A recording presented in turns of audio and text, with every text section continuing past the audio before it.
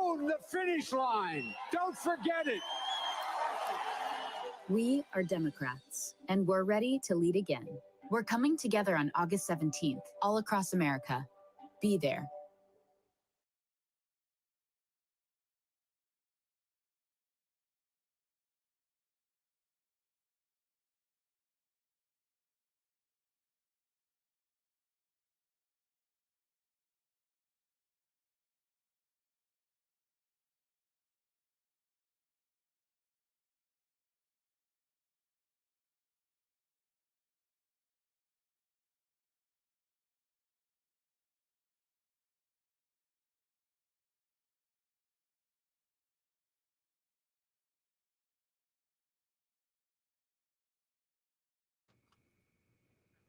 And now, live from Milwaukee, Mayor Tom Barrett.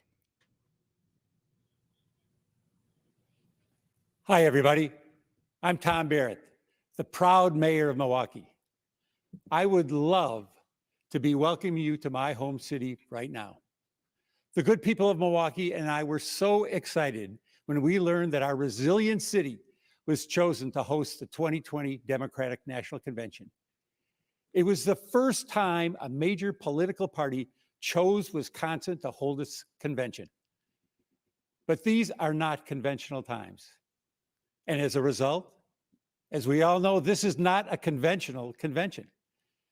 And as much as we would have loved to host you in person, I am proud that the Democratic Party and the city of Milwaukee have made the health of our residents our #1 priority. Unlike the president, we've never called COVID-19 a hoax. Unlike the president, we've never made fun of face masks. And unlike the president, we've never belittled our public health experts. We understand why we can't be together this week, and I hope you do too. And as our party comes together virtually to nominate Joe Biden to be our next president, we're showing the country that we're nominating a leader who isn't afraid to make tough choices or to work with health experts, not against them, to address this pandemic. Milwaukee is a very special place on America's fresh coast. I look forward to the day when you are all able to come experience our beautiful lakefront, our historic neighborhoods, and above all, our diverse, hardworking, and friendly residents. But in the meantime, it is my honor to call the second session of the 48th Quadrennial National Convention of the Democratic Party to order.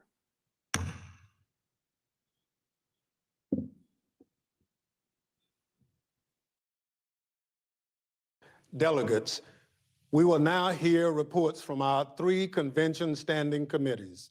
To start us off, I'm pleased to introduce Lorraine Miller and James Roosevelt Jr., co-chairs of the Credentials Committee, to present their committee's report. Hello, delegates to the 2020 Democratic National Convention. My name is Jim Roosevelt, and it is an honor to have served as a co-chair of the Credentials Committee, along with my good friend, Lorraine Miller. Pursuant to the convention rules, the Credentials Committee met and took action to approve the credentials of the delegates and alternates that have been credentialed for the 2020 Democratic National Convention. I am proud to say that all credentials issues were resolved in accordance with the actions of the Credentials Committee. This year's nominating process reflects the efforts of so many to make our process more open and more transparent. As a result, we know that our delegates reflect the best of our party, and we are all united around our nominees, Joe Biden and Kamala Harris. May I add my thanks for the opportunity to serve as a co-chair of the Credentials Committee with my friend Jim Roosevelt. Our state and territorial parties have worked diligently in these unprecedented times to make sure that their delegations reflect the great diversity of our party. We are proud that our party places a priority on making sure that participants of this convention highlight a core value of our party. That is, ensuring that all Americans, regardless of sex, race, age, color, creed, national origin, religion, economic status, sexual orientation, gender identity, ethnic identity, or physical disability have a role in this important process. Mr. Chair, I am pleased to report that the Credentials Committee report was approved by committee members and all delegates have been fully credentialed. Thank you, Lorraine and Jim. We will now hear from the co-chairs of the Rules Committee, Maria Cardona and Congressman Barney Frank, to present that committee's report. Buenas noches. My name is Maria Cardona, and I am so honored to serve as co-chair of the Rules and Bylaws Committee of the Democratic National Convention, along with my friend and colleague, Congressman Barney Frank. The Rules Committee met the last week of July to adopt the convention rules of procedure, officers, and agenda. The committee approved the rules that will govern the convention. These rules are based on a long-standing process that has governed our conventions for many, many cycles. Given the unprecedented nature of the COVID-19 health crisis, these rules that were approved focus on providing for a convention that will transform the convention experience for delegates and for participants and will allow for maximum participation by those delegates. The Rules Committee also ratified a dynamic group of Democrats to serve as the officers of the convention. The convention officers truly represent the ideals and the principles of the Democratic Party. These actions of the Rules Committee will ensure that the 2020 Democratic National Convention can efficiently and effectively proceed with its important business. The Rules Committee also took action on a resolution that was recommended for approval by convention delegates. The resolution calls on the Democratic National Committee to continue the work from this cycle to improve our nominating process and to build on those reforms for the 2024 cycle. The resolution calls on the DNC Rules Committee to conduct a comprehensive review of the presidential nominating reforms that were made and to evaluate where even further reforms might be needed. This review and accounting will be complete by March 31st, 2021. Chair, I am pleased to report that the unity resolution was approved by the delegates. Thank you to the delegates. Thank you to the members of the Rules and Bylaws Committee. And thank you for continuing to do everything you can to ensure we are successful in November. Gracias. Two things about the rules are very important to note. One, they continue and build on the trend towards making our nominating process as democratic as possible with a small d. We have asked that we go to primaries rather than caucuses. We have restricted and maintained those restrictions on non-elected delegates. Secondly, it's important to note that everything in these rules is the product of a very free agreement between the Sanders and Biden people, as it was last time between Clinton and Sanders. That is, we have a very democratic set of rules agreed upon enthusiastically by both camps. Thank you, Maria and Barney. It's my pleasure to call on Platform Committee co-chairs Julie Chavez Rodriguez and Dennis Madonna to present their committee's report. Good evening. I'm Julie Chavez Rodriguez, and alongside my friend Dennis McDonough, I was honored to co-chair this year's Democratic Platform Committee. This spring, the process for drafting our 2020 Democratic Platform began with the formation of the Unity Task Forces. Appointed by Vice President Biden and Senator Sanders, the task forces focused their work on 6 major policy priorities. Continuing the work of the task forces, the Platform Drafting Committee engaged voters and encouraged them to share their stories so that their values were reflected. The Platform Drafting Committee, chaired by Mayor Keisha Lance Bottoms, engaged so many throughout our party to ensure that that feedback was incorporated, whether it was received online or through allied groups. Thanks, Julie. I'm Dennis McDonough, and I'm proud to have been Julie's co-chair. on the Platform Committee. Our committee has produced a platform that proposes solutions to the challenges that American families face in this unprecedented time. It's informed by the values of our party and the priorities of our presidential nominee, Vice President Joe Biden. I strongly believe that this platform lays out an agenda informed by the values that will defeat Donald Trump and heal the soul of our nation, the United States of America. Thank you, Julie and Dennis. Thank you to all the members of all three standing committees for your important work to ensure we have a smooth and orderly convention, a platform that represents our party's values and interests, and a plan for continuing to look at how we conduct our affairs in the best spirit of openness, fairness, and inclusion.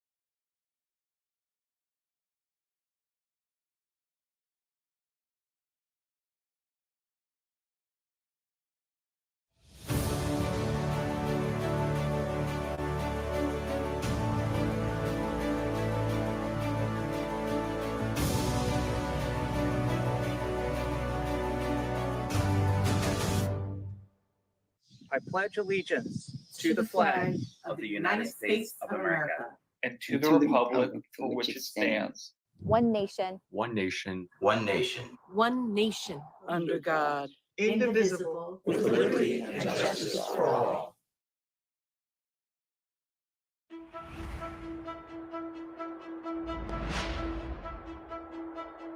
My fellow Americans, this is my country.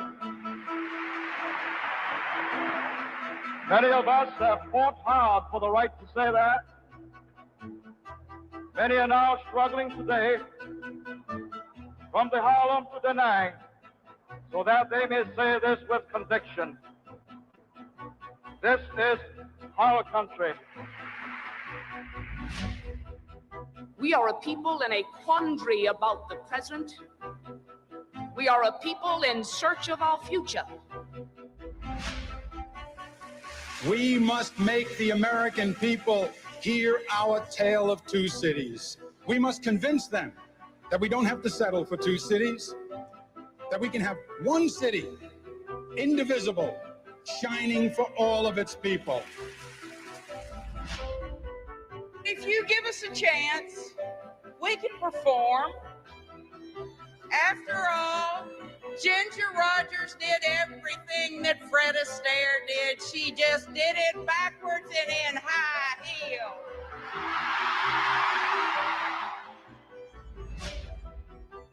There is not a liberal America and a conservative America. There is the United States of America. There is not a Black America and a white America and Latino America and Asian America. There's the United States of America. The American dream is not a sprint or even a marathon, but a relay. Our families don't always cross the finish line in the span of one generation, but each generation passes on to the next the fruits of their labor. We are one people, all of us pledging allegiance to the Stars and Stripes, all of us defending the United States of America.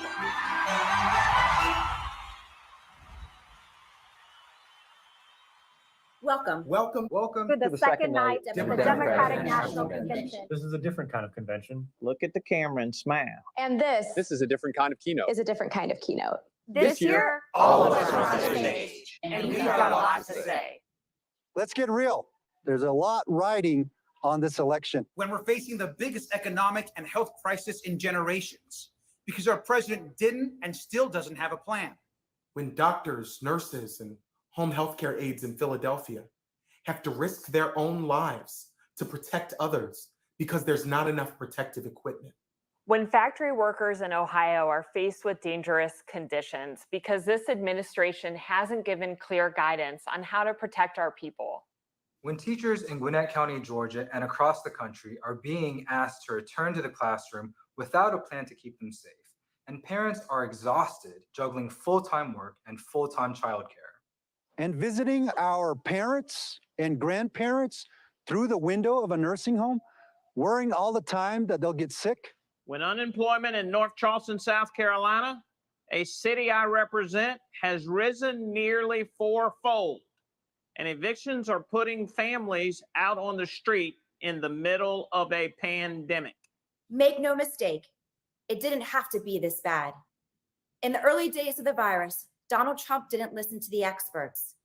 And then he said something that a president should never say. He said, I don't take responsibility at all. No responsibility. No leadership. No plan. He still doesn't have a plan. Donald Trump just doesn't understand. We can't fix our economy until we get a hold of the virus. While working families are struggling, he's looking out for the people who are already doing just fine. The wealthy, the big corporations, the donors to his campaign. He's looking out for himself. But there's one person who's looking out for us. All of us. And that's Joe Biden. Joe called it. We are in a battle for the soul of our nation. But Joe knows we can never let hard times turn us against each other. And we can never stop doing the hard work to make things right. That's why we ran for office. Even when people counted us out. Even when there had never been a Latina in the Nevada State Senate. Or a Democrat elected as Florida Commissioner of Agriculture in nearly 3 decades. Or an openly gay man in the Georgia state legislature. When Birmingham hadn't had a mayor this young in 120 years. We ran for office because we know the struggles American families are facing. Because we've lived them. We've lived the insecurity and the indignity of an eviction notice. I, like many of you, have lived the frustration of paying off student loans. We have lived the grief of losing loved ones to gun violence and the criminal justice system that unfairly targets our communities. We have lived that feeling of helplessness when someone you love is very sick and access to healthcare is a matter of life and death. By the way, Joe Biden has lived a lot of this too. He was raised in a middle-class family in Scranton, Pennsylvania and Claymont, Delaware. He watched his dad look for work and learned that a job is about so much more than a paycheck. It's about dignity and respect. He was sworn into office from the hospital room of his 2 young sons after a car crash killed his wife and infant daughter. He knows what it's like to thank God you have health care. He knows what it's like to work hard for everything you've got. He knows what it's like to send a child off to war. And he'll never forget who he's fighting for. I look around my district in North Texas, and I see the people who built this country, the educators, like the single mom who raised me, the men and women on the front lines of our healthcare system. You built this country. Small business owners, like the ones whose shops and restaurants line the streets of Birmingham, Michigan, Charleston, South Carolina, of tribal nations, line the streets of Philadelphia, and bring our communities to life. You built this country. The nurses in Memphis who came out of retirement to treat patients during this pandemic. You built this country. And you know what? You deserve more than the constant chaos that Donald Trump delivers. You deserve health care you can afford, a job that pays you fairly. You deserve childcare and paid sick leave while you work. And when you pay into Social Security and Medicare, you deserve to know it will be there when you retire. And that's why we ran. And thanks to the voters across the country in both red states and blue states, we won. A new generation of leaders is rising up. And with Joe Biden in the White House, there's no limit to what we can do. In Nevada, we're making drug prices more transparent. So people with chronic illnesses won't go broke while drug companies get rich. Joe's working to protect and expand the Affordable Care Act. He'll make sure millions of people keep their coverage and no one can be denied for a pre-existing condition. He'll bring down the cost of healthcare and prescription drugs too, giving tax credits to working families and allowing Medicare to negotiate drug prices. That's a big effing deal. That's a big effing deal. Because Joe knows we can't have a healthy economy if people can't afford health care. But let's remember, Donald Trump is suing to take health care coverage away from more than 20 million Americans and eliminate protections for over 100 million with pre-existing conditions. In the middle of a pandemic. In Texas, we're standing up for fierce women like my mom and my tias who raised me to never back down from a tough fight. So we're fighting to make sure that mothers have access to health screenings for safe pregnancies and childbirth. And we're bringing long overdue justice to survivors of sexual assault. Joe Biden has been fighting for women his entire career. As senator, he authored the Violence Against Women Act. And as president, he'll restore funding for Planned Parenthood. He will codify Roe v. Wade and make reducing maternal mortality, especially for women of color, a top priority. In Florida, on the front lines of our climate crisis, we're working to produce more renewable energy and shrink our carbon footprint. Joe has a major plan to invest in clean energy, jobs, and infrastructure. In the House of Representatives, we're closing loopholes to ensure local infrastructure projects use American-made materials and local labor and support American manufacturing. Unlike Donald Trump, Joe Biden will actually enforce Buy American rules, investing in American-made clean energy, building materials, high-tech equipment, and R&D, all creating more good jobs. In Michigan, we're banning business practices that have exploited workers and cost them hundreds of millions of dollars in lost wages. When unemployment is the highest rate since the Great Depression, when millions of people have seen their hours and pay slashed, Joe knows it's not enough to rebuild the economy the way it was before. We've got to build it back better.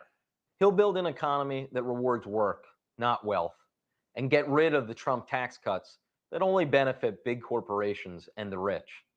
And then he'll invest in healthcare, education, and infrastructure, and in getting small businesses up and running again. Take it from me, when you're in the trenches, you want Joe Biden right there next to you. When I wanted to marry the man I loved, Joe Biden was the first national figure to support me and my family. Appreciate you, man. When the auto industry was going under, Joe stuck his neck out to protect it and helped save 1.5 million auto jobs. When our economy was on the brink, Joe led the recovery effort that created millions of jobs, including here in Western Pennsylvania. Under his leadership, America bounced back with the longest economic expansion in history. You know, the one Trump brags about creating? That's what happens when Joe Biden is in your corner. Working families get a fair shot. He understands that leadership means fighting for the people who built this country. All of you. All of us. This nation belongs to all of us. And in every election, we choose how we will create a more perfect union. Not by taking sides, but by taking stock of where we are and what we need. This year's choice could not be more clear. America faces a triple threat: a public health catastrophe, an economic collapse, and a reckoning with racial justice and inequality. So our choice is clear: a steady, experienced public servant who can lead us out of this crisis just like he's done before, or a man who only knows how to deny and distract, a leader who cares about our families, or a president who only cares about himself. We know Joe Biden. America, we need Joe Biden. To make your voice heard, text VOTE to 30330. In a democracy, we do not elect saviors. We cast our ballots for those who see our struggles and pledge to serve, who hear our dreams and work to make them real, who defend our way of life by protecting our right to vote. Faced with a president of cowardice, Joe Biden is a man of proven courage. He will restore our moral compass by confronting our challenges, not by hiding from them or undermining our elections to keep his job.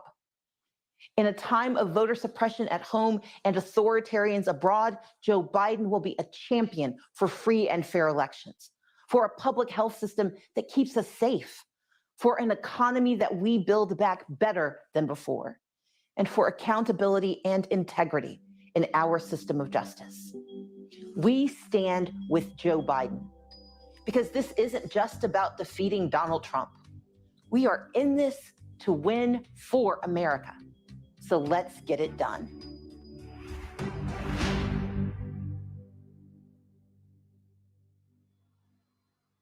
Hello, I'm Tracy Ellis Ross, and how exciting to hear from young elected leaders from across the country. A perfect way to begin night 2 of the Democratic National Convention, Uniting America. Tonight is all about leadership. This unprecedented moment calls for leadership, steady, inclusive leadership, driven by people who understand that our democracy is based on the value of each and every one of us being treated with dignity and respect. Leaders who respond to the needs of hardworking Americans who, right this minute, are unable to pay rent, put food on the table, and keep their loved ones safe. As a Black woman, I find myself at a crucial intersection in American politics. For far too long, Black female leadership in this country has been utilized without being acknowledged or valued. But we are turning the tide. Hello, Kamala. Her nomination is historic for anyone who believes in we the people. Like Senator Harris and many we saw in the keynote, today's leaders emerge from communities that have long been underrepresented. They're charting new paths in the spirit of Shirley Chisholm, Charlotta Bass, Fannie Lou Hamer, and John Lewis. They get in good trouble, necessary trouble. They call things out otherwise ignored, elevating our nation and changing the course of our lives for the better. With every vote we cast for forward-thinking, honest leaders, we chip away at ingrained systems of inequity, and we bend the arc of justice. True leaders make sure that policy is informed by all of us, bridging our burdened past to a safe, equitable, and even joyful future. Joe Biden and Kamala Harris are that bridge, heeding voices from within the movement for racial justice, listening to the people, and acting with empathy and compassion to reflect our shared humanity. Tonight, we'll hear from a number of American leaders, including former acting U.S. Attorney General Sally Yates, who refused to defend an unconstitutional travel ban and paid for it with her job. The threat to this nation, to our democracy, is real. It's clear and it's present. You've watched the president now for 3 years. Look at what he's doing. Instilling fear. I mean, not joking, instilling fear. Sowing division, stroking racial division. Undercutting every institution that was designed to check the abuse of power by the president or anyone else. All this for what reason? All this in order to solidify his base and expand his power.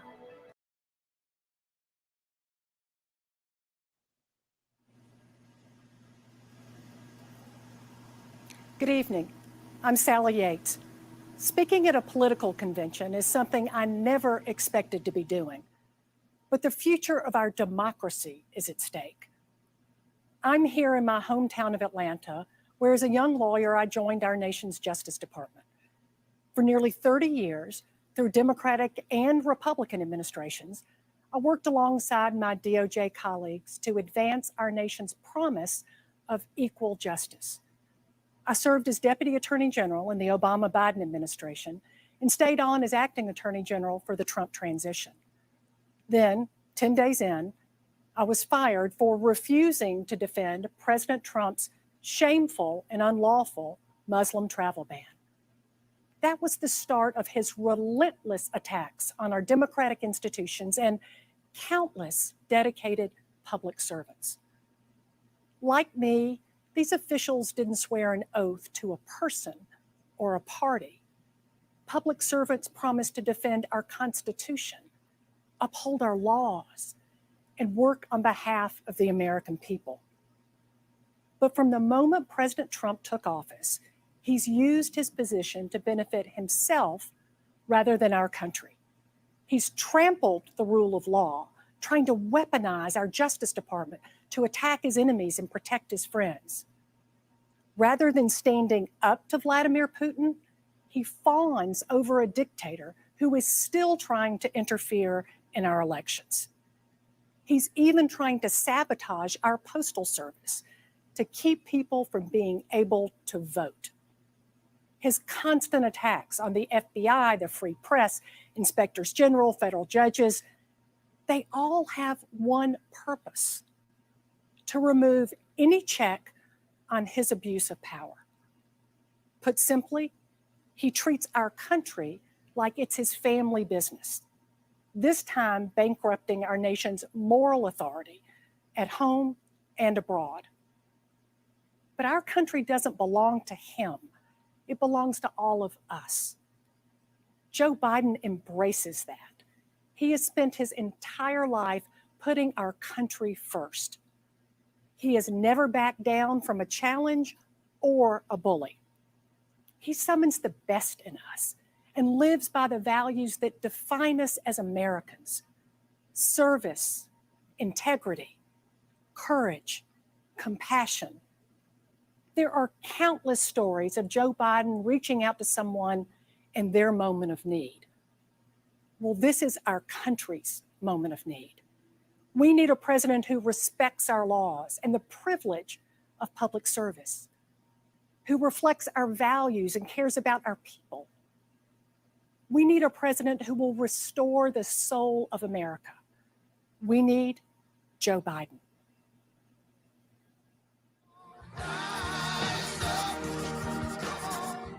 Over the last 4 years, we have experienced failed leadership under Donald J. Trump. We've had to deal with this insanity. I've watched our country deteriorate. The cover-ups, the lying, the favoritism. The disregard for the Constitution. Donald Trump has failed America. It is time for us to reclaim our constitutional and democratic values. We need to prove to the world, and most importantly, prove to ourselves that we are better than this. We need an experienced leader, a leader that has passion, integrity, and strategic leadership skills. And his name is Joe Biden. Joe Biden is that leader. And he really wants the best for this country. He understands and respects our democracy, the rule of law, and the U.S. Constitution. He will move toward creating a more perfect union.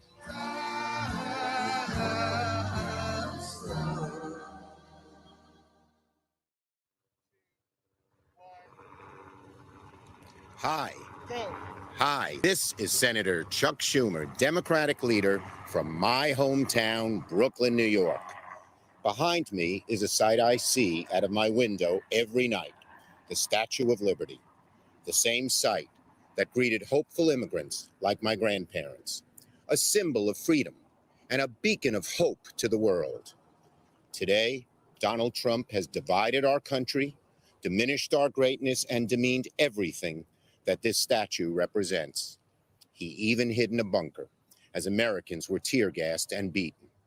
Millions are jobless. 170,000 Americans have died from COVID, and Donald Trump says it is what it is. President should never say it is what it is.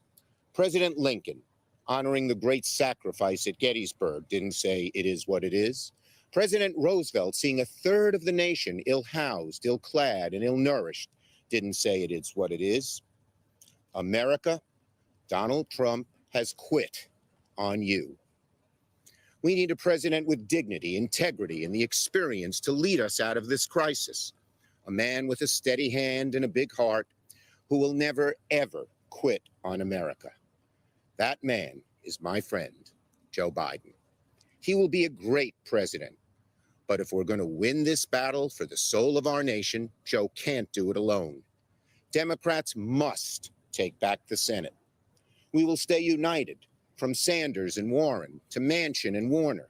And with our unity, we will bring bold and dramatic change to our country. Let me tell you some of the things we do. With President Biden, Vice President Harris in a Democratic majority, we will make health care affordable for all. We'll undo the vicious inequality of income and wealth that has plagued America for far too long. And we'll take strong, decisive action to combat climate change and save the planet. We will protect voting rights, fight systemic racism in the criminal justice system and in our economy, and restore a Supreme Court that looks out for people, not corporations. We'll rebuild our infrastructure and make sure every home, from inner city to rural America, has broadband.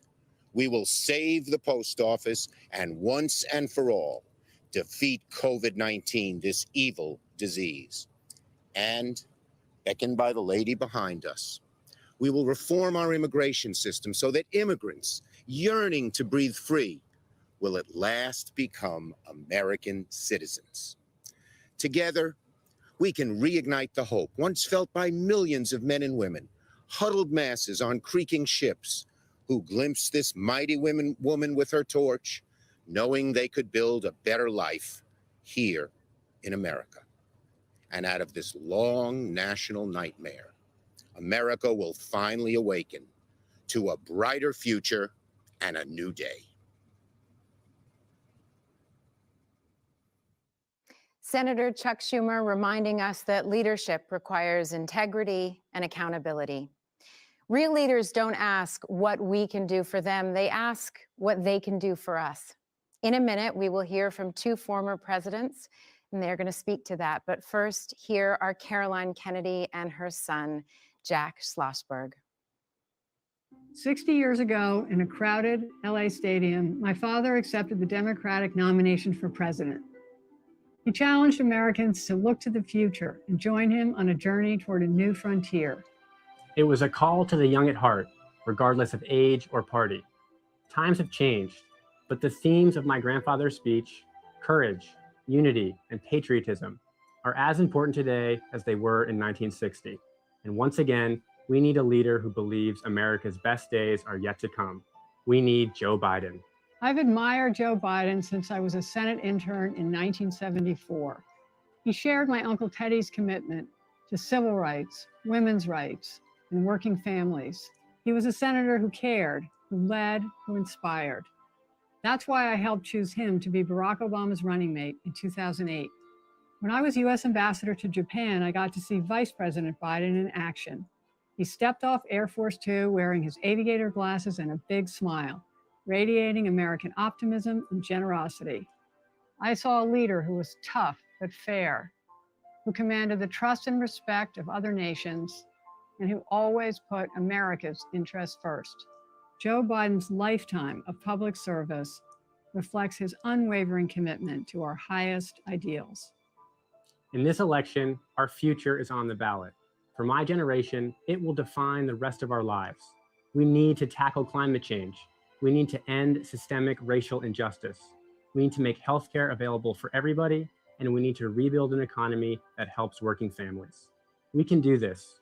We can reach these new frontiers, but only with a president who asks what he can do for our country and what together we can do to build a better world.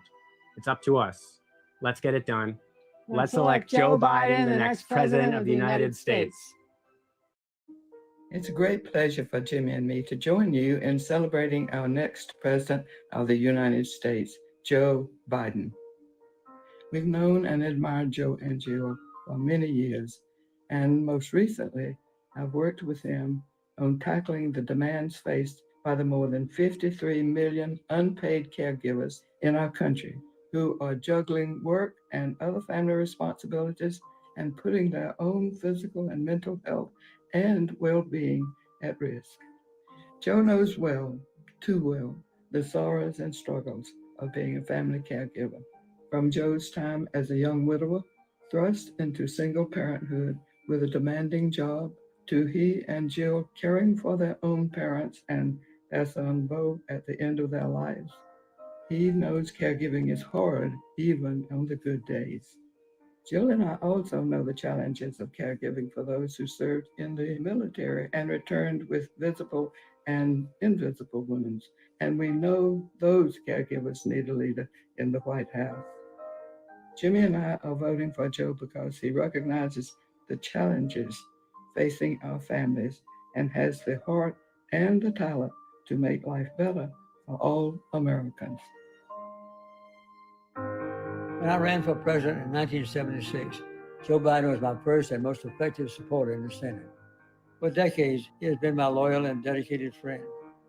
Joe has the experience, character, and decency to bring us together and restore America's greatness. We deserve a person with integrity and judgment, someone who is honest and fair, someone who is committed to what is best for the American people. Joe is that kind of leader, and he is the right person for this moment in our nation's history. He understands that honesty and dignity are essential traits that determine not only our vision, but our actions. More than ever, that's what we need. In these uncertain times, Joe Biden realizes that many American lives can be saved each day through the use of masks and testing, as recommended by our medical experts. Joe Biden must be our next president.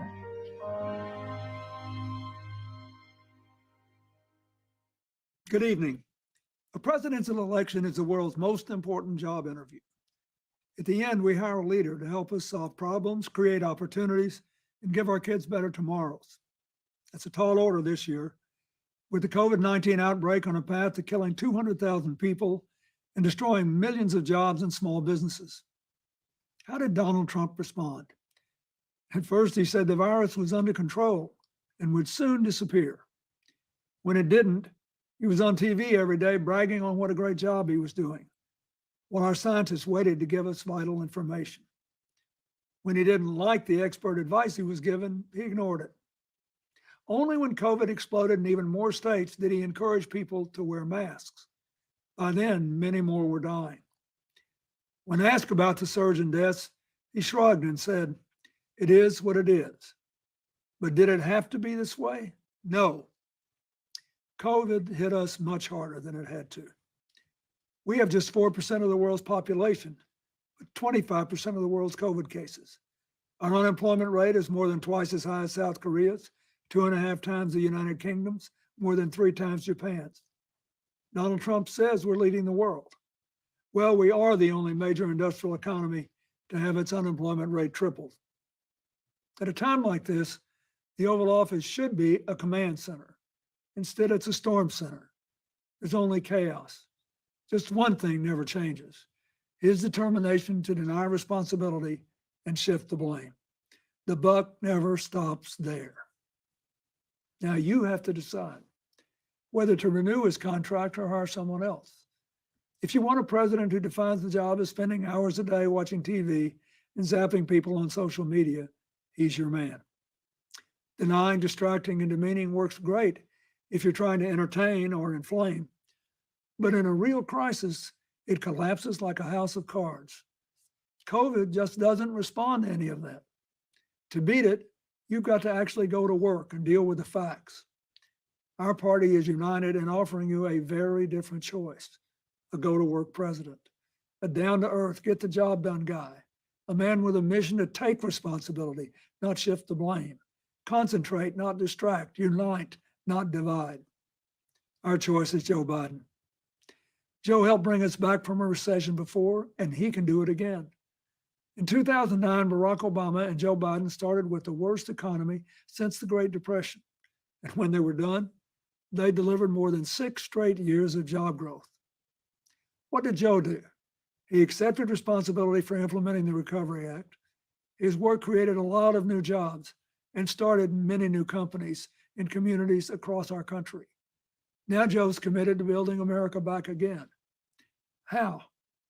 He's given us smart, detailed plans to invest in areas vital to our future: innovative financing for modern factories and small businesses, good jobs in green energy and conservation to combat climate change, a modern infrastructure that brings small town and rural America the connectivity and investment others take for granted, and a plan to ensure that Black Americans, Latino Americans, Native Americans, Women, immigrants, and other communities left behind are full participants in our economy and our society. Joe Biden wants to build an economy far better suited to our changing world.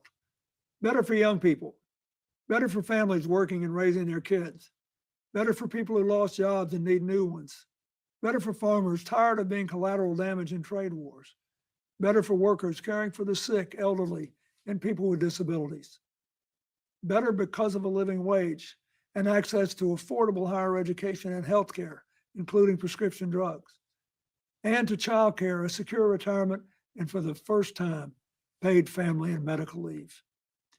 Joe won't just put his signature on a check and try to fool you into thinking it came from him. He'll work to make sure that your paycheck reflects your contribution to and your stake in a growing economy. In this job interview, the difference is stark. You know what Donald Trump will do with 4 more years: blame, bully, and belittle. And you know what Joe Biden will do: build back better. It's Trump's us versus them America against Joe Biden's America, where we all live and work together. It's a clear choice. The future of our country is riding on it. Thank you. It's time to call the roll and officially nominate the Democratic candidate for President of the United States. But this year, for the first time, the roll call is heading out to all 57 states and territories, places that showcase our nation's natural beauty, places where people are working together to secure a better future for our country, and places that are working to rebuild and recover, like Iowa, where thousands have been left homeless and hundreds of thousands have been left without power in the wake of last week's terrible storm. Our hearts are with you, Iowa. There's so much going on right now. Tonight, we come together to nominate a candidate who will fight for all of us. The convention delegates will do the official nominating, but you can join them in supporting Joe Biden. Text JOIN to 30330 to get involved. And now, the chair of the Democratic National Committee, Tom Perez. It's great to be here in Milwaukee, a proud union town whose grit and character reflect the resilience of our party and our country. There's no doubt these last few months have been tough, but good leadership means being able to adapt to any situation. And I want to thank the people of Milwaukee for being such gracious and flexible hosts. It's also great to be back in Wisconsin, where I was lucky enough to marry my wife, Anne Marie, a little more than 3 decades ago. The progressive movement has deep roots here. And since today is the 100th anniversary of the 19th Amendment's ratification, we should point out that Wisconsin was the first state to ratify it.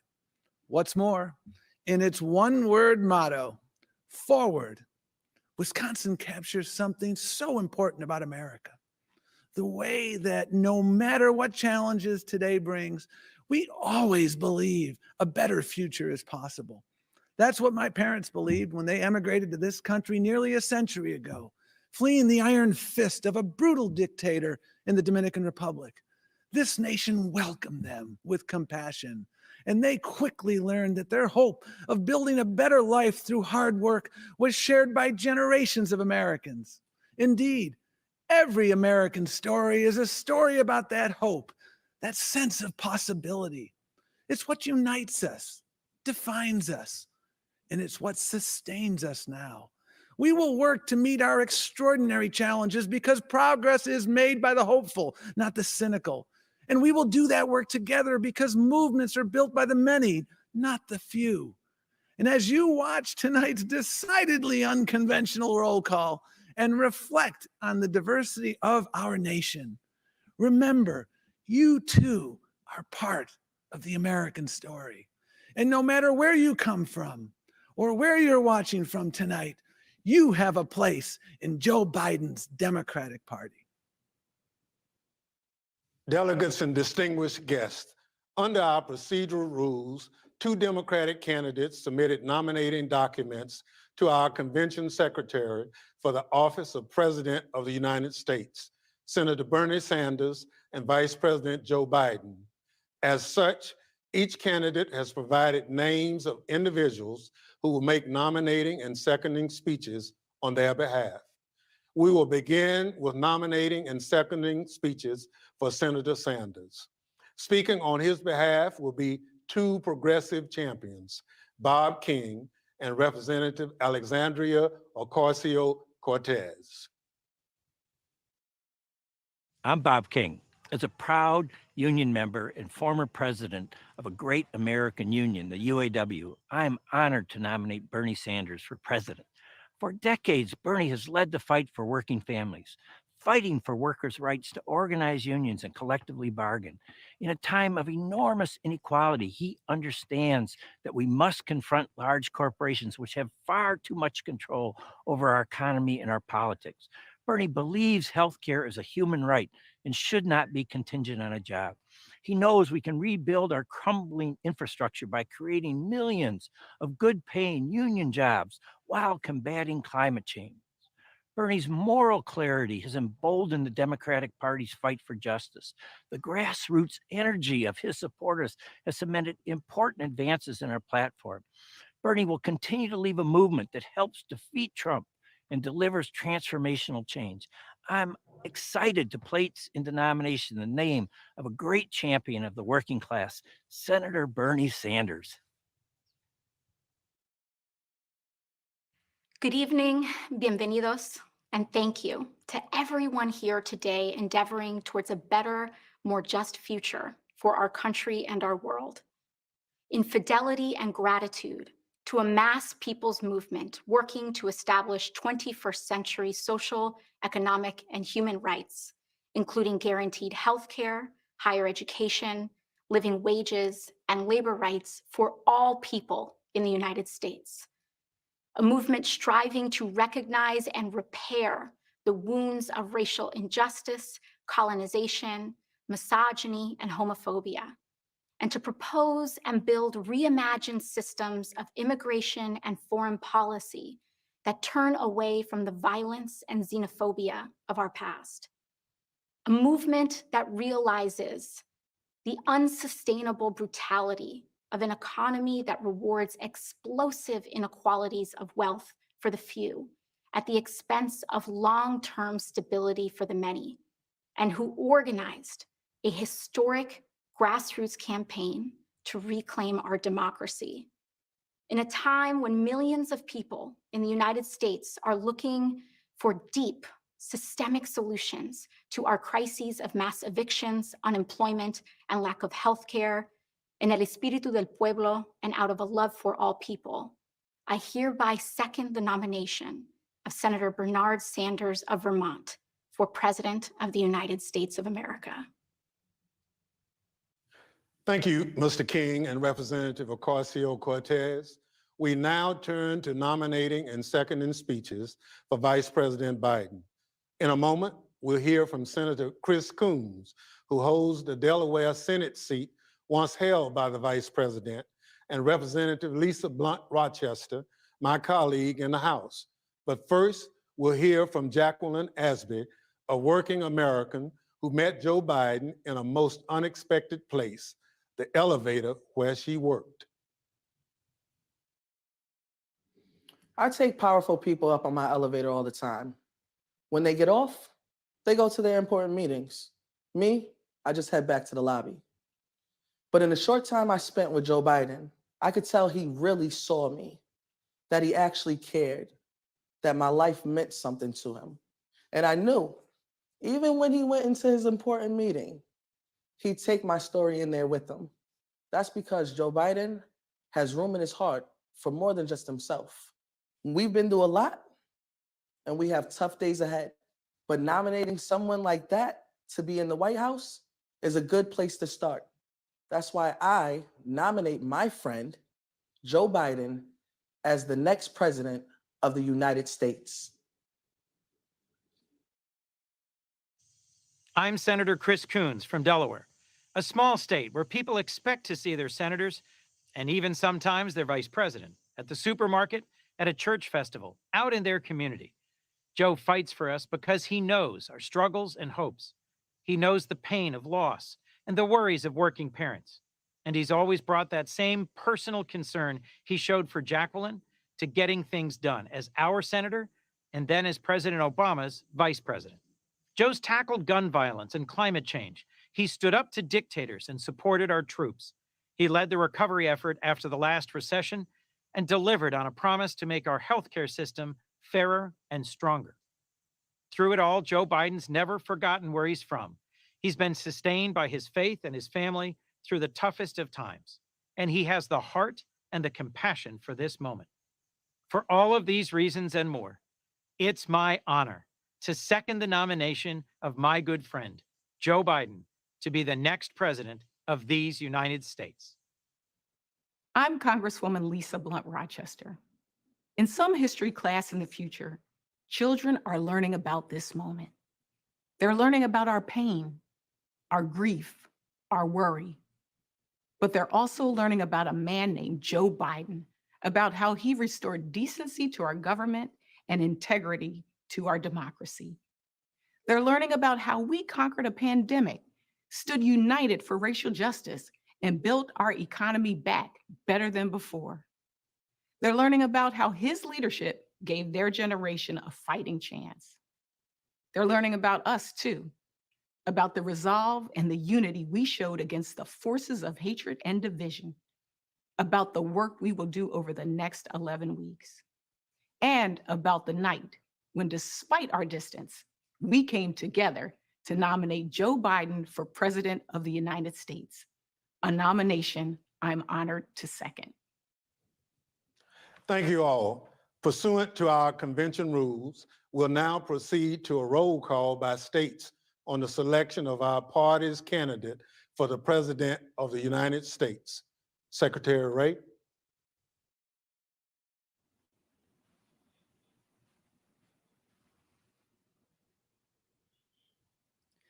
Mr. Chairman, coming to you live from the Wisconsin Center, it's time to begin our virtual trip around America. Our journey begins at the site of a major step forward in our national journey towards justice. Let's go to Alabama. John Lewis marched across this bridge in 1965 to demand the right to vote. A lifetime later, civil rights and voting rights remain America's great, unfinished business.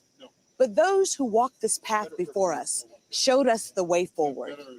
If we want to honor John Lewis's incredible life, let's restore the Voting Rights Act and ensure that our democracy belongs to all Americans. Alabama casts 8 votes for Bernie Sanders, and the great state of Alabama casts 52 votes for our next president of these United States, Joe Biden. Alaska. The waters we rely on to feed our families and make a living are threatened by climate change. When Joe Biden was vice president, he and President Obama made sure Alaska's tribes had a say on how these waters were managed. Donald Trump took it away. We must elect a president who will respect our voices, protect our waters, and address climate change. Alaska cast 7 votes for Bernie Sanders and 12 votes for the next president, Joe Biden. American Samoa. Joe Biden honors our service, and we trust him to support our community. As vice president, he helped expand rural infrastructure to communities like ours, broadening our economic capacity. As president, he will continue to strengthen rural America from New England to the Pacific. On behalf of the Governor Lolo Matalasi Molinga and the American Samoa Democratic Party, we proudly cast 11 votes for our next president of the United States of America, Joe Biden. Arizona. As a middle school teacher, I know public educators are doing everything they can to make sure our students have quality learning experiences this fall. As a mother of a high school freshman, I know that it's far from perfect. As an NEA union organizer, I'll fight to make sure that it's scientists, parents, and educators that decide when it's safe to go back to school, not politicians. As an Arizona Latina, I proudly cast our votes, 29 for Bernie Sanders and 51 for our next president, Joe Biden. Arkansas. Feeding people is an act of love, and I think we all can use a little extra love these days. So we took our food trucks out into the community to deliver meals. made right here at the Clinton Presidential Center for our neighbors in need.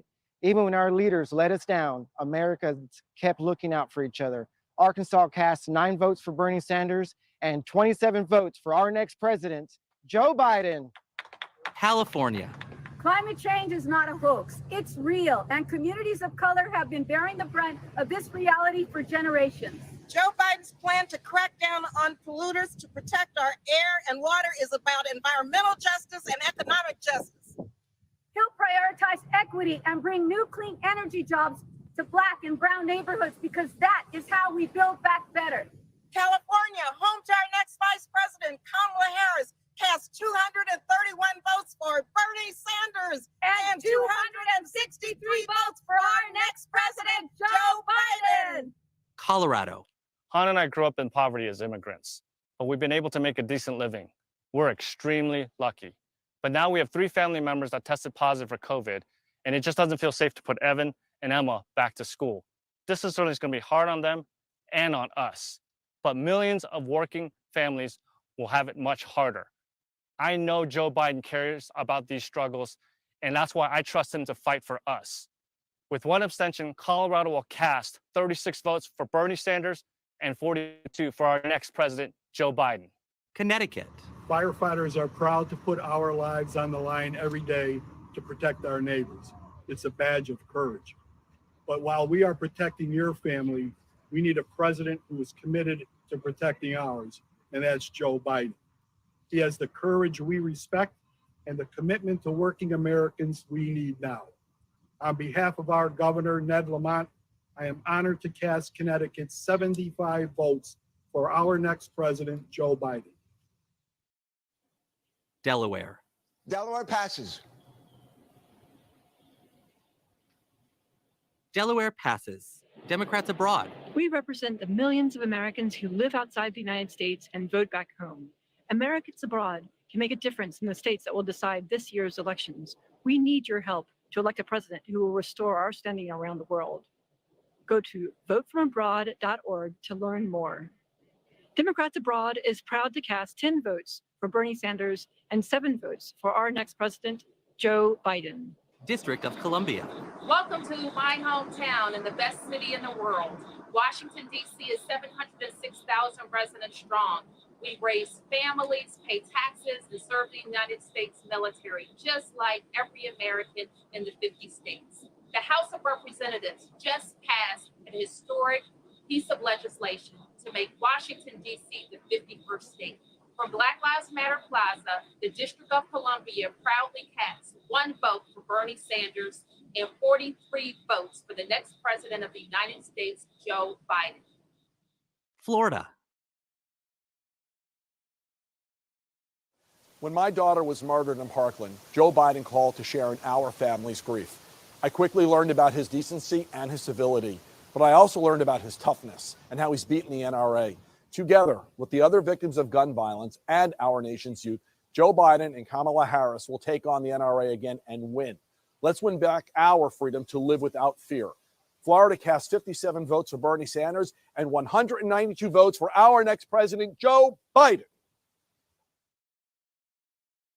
Georgia. My mentor, Congressman John Lewis, knew that the right to vote is sacred.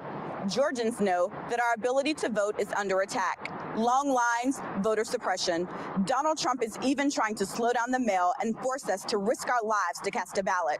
We will not be silenced. Take out your phone and text VOTE to 30330 and make sure your voice is heard in this election.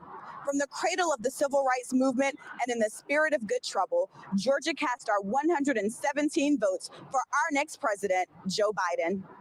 Guam. 70 years ago this summer, Chamorros became U.S. citizens. We are proud of our resilience, proud of our indigenous heritage, and proud to be part of this historic moment for our party and our nation. From the land where America's day begins, Guam cast 2 votes for Bernie Sanders and 11 votes for our next president, Joe Biden. Hawaii. I came from the Philippines to Hawaii, the land of indigenous Native Hawaiians. Today, I want to speak to my fellow immigrants, to the essential workers on the front line, to the service members who wear our flag, to the parents with big dreams for their children. No matter where we came from, immigrants belong in our country's long fight for justice. We belong in the America we are building together. Hawaii, birthplace of President Obama, cast 9 votes for Bernie Sanders and 23 votes for our next president, Joe Biden. Idaho. We're not waiting for Washington to act on climate change. Here in Boise, we know that clean energy doesn't just mean a healthier planet, it means good paying jobs.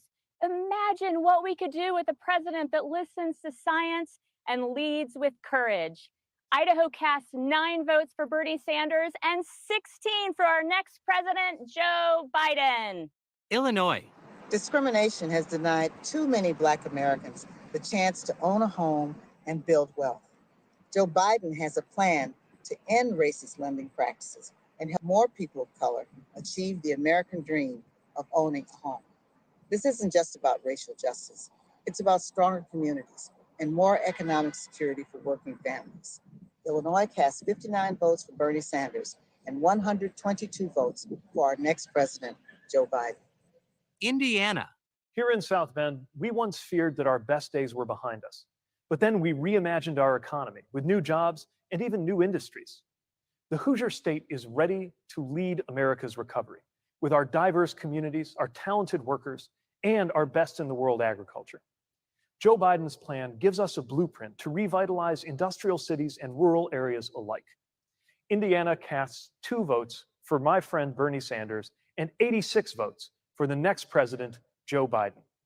Iowa. We were going to talk to you tonight about biofuels, but the powerful storm that swept through Iowa last week has taken a terrible toll on our farmers, our small businesses, and our families who are still without power. So while we have the honor of casting Iowa's votes, 11 for Bernie Sanders and 38 for Joe Biden, we also want to ask you to keep Iowans in your thoughts during this difficult time. Kansas. I'm a 4th-generation family farmer, but I worry about the next generation. Many of our young folks end up moving from rural communities to find jobs. Joe Biden has a plan to help new farmers get a good start. And by funding schools and healthcare, he'll make sure that rural communities remain great places to live, work, and raise a family, generations to come. Kansas, the Sunflower State, proudly cast 10 votes for Bernie Sanders and 35 votes for our next president, Joe Biden. Kentucky. One day when I was 14, my mom wouldn't wake up. Calling 911, I was scared not only because she was sick, but because I knew we couldn't afford the bill. Thank God she survived. When I told Joe Biden that story in 2008, he promised to continue to fight for folks like us and got busy passing Obamacare. 2 years ago, when Mom had a heart attack, we only had to worry about her getting better because Joe kept his promise. The Commonwealth of Kentucky cast all 60 votes for the next president of the United States, Joe Biden. Louisiana. This used to be an abandoned building. Now it's a thriving art studio, a community hub, a place where independent artists can make their name and parents can bring their kids during these difficult days of remote learning. Our cities are strong because our people make them strong. And our economy will come back because our small businesses will bring it back.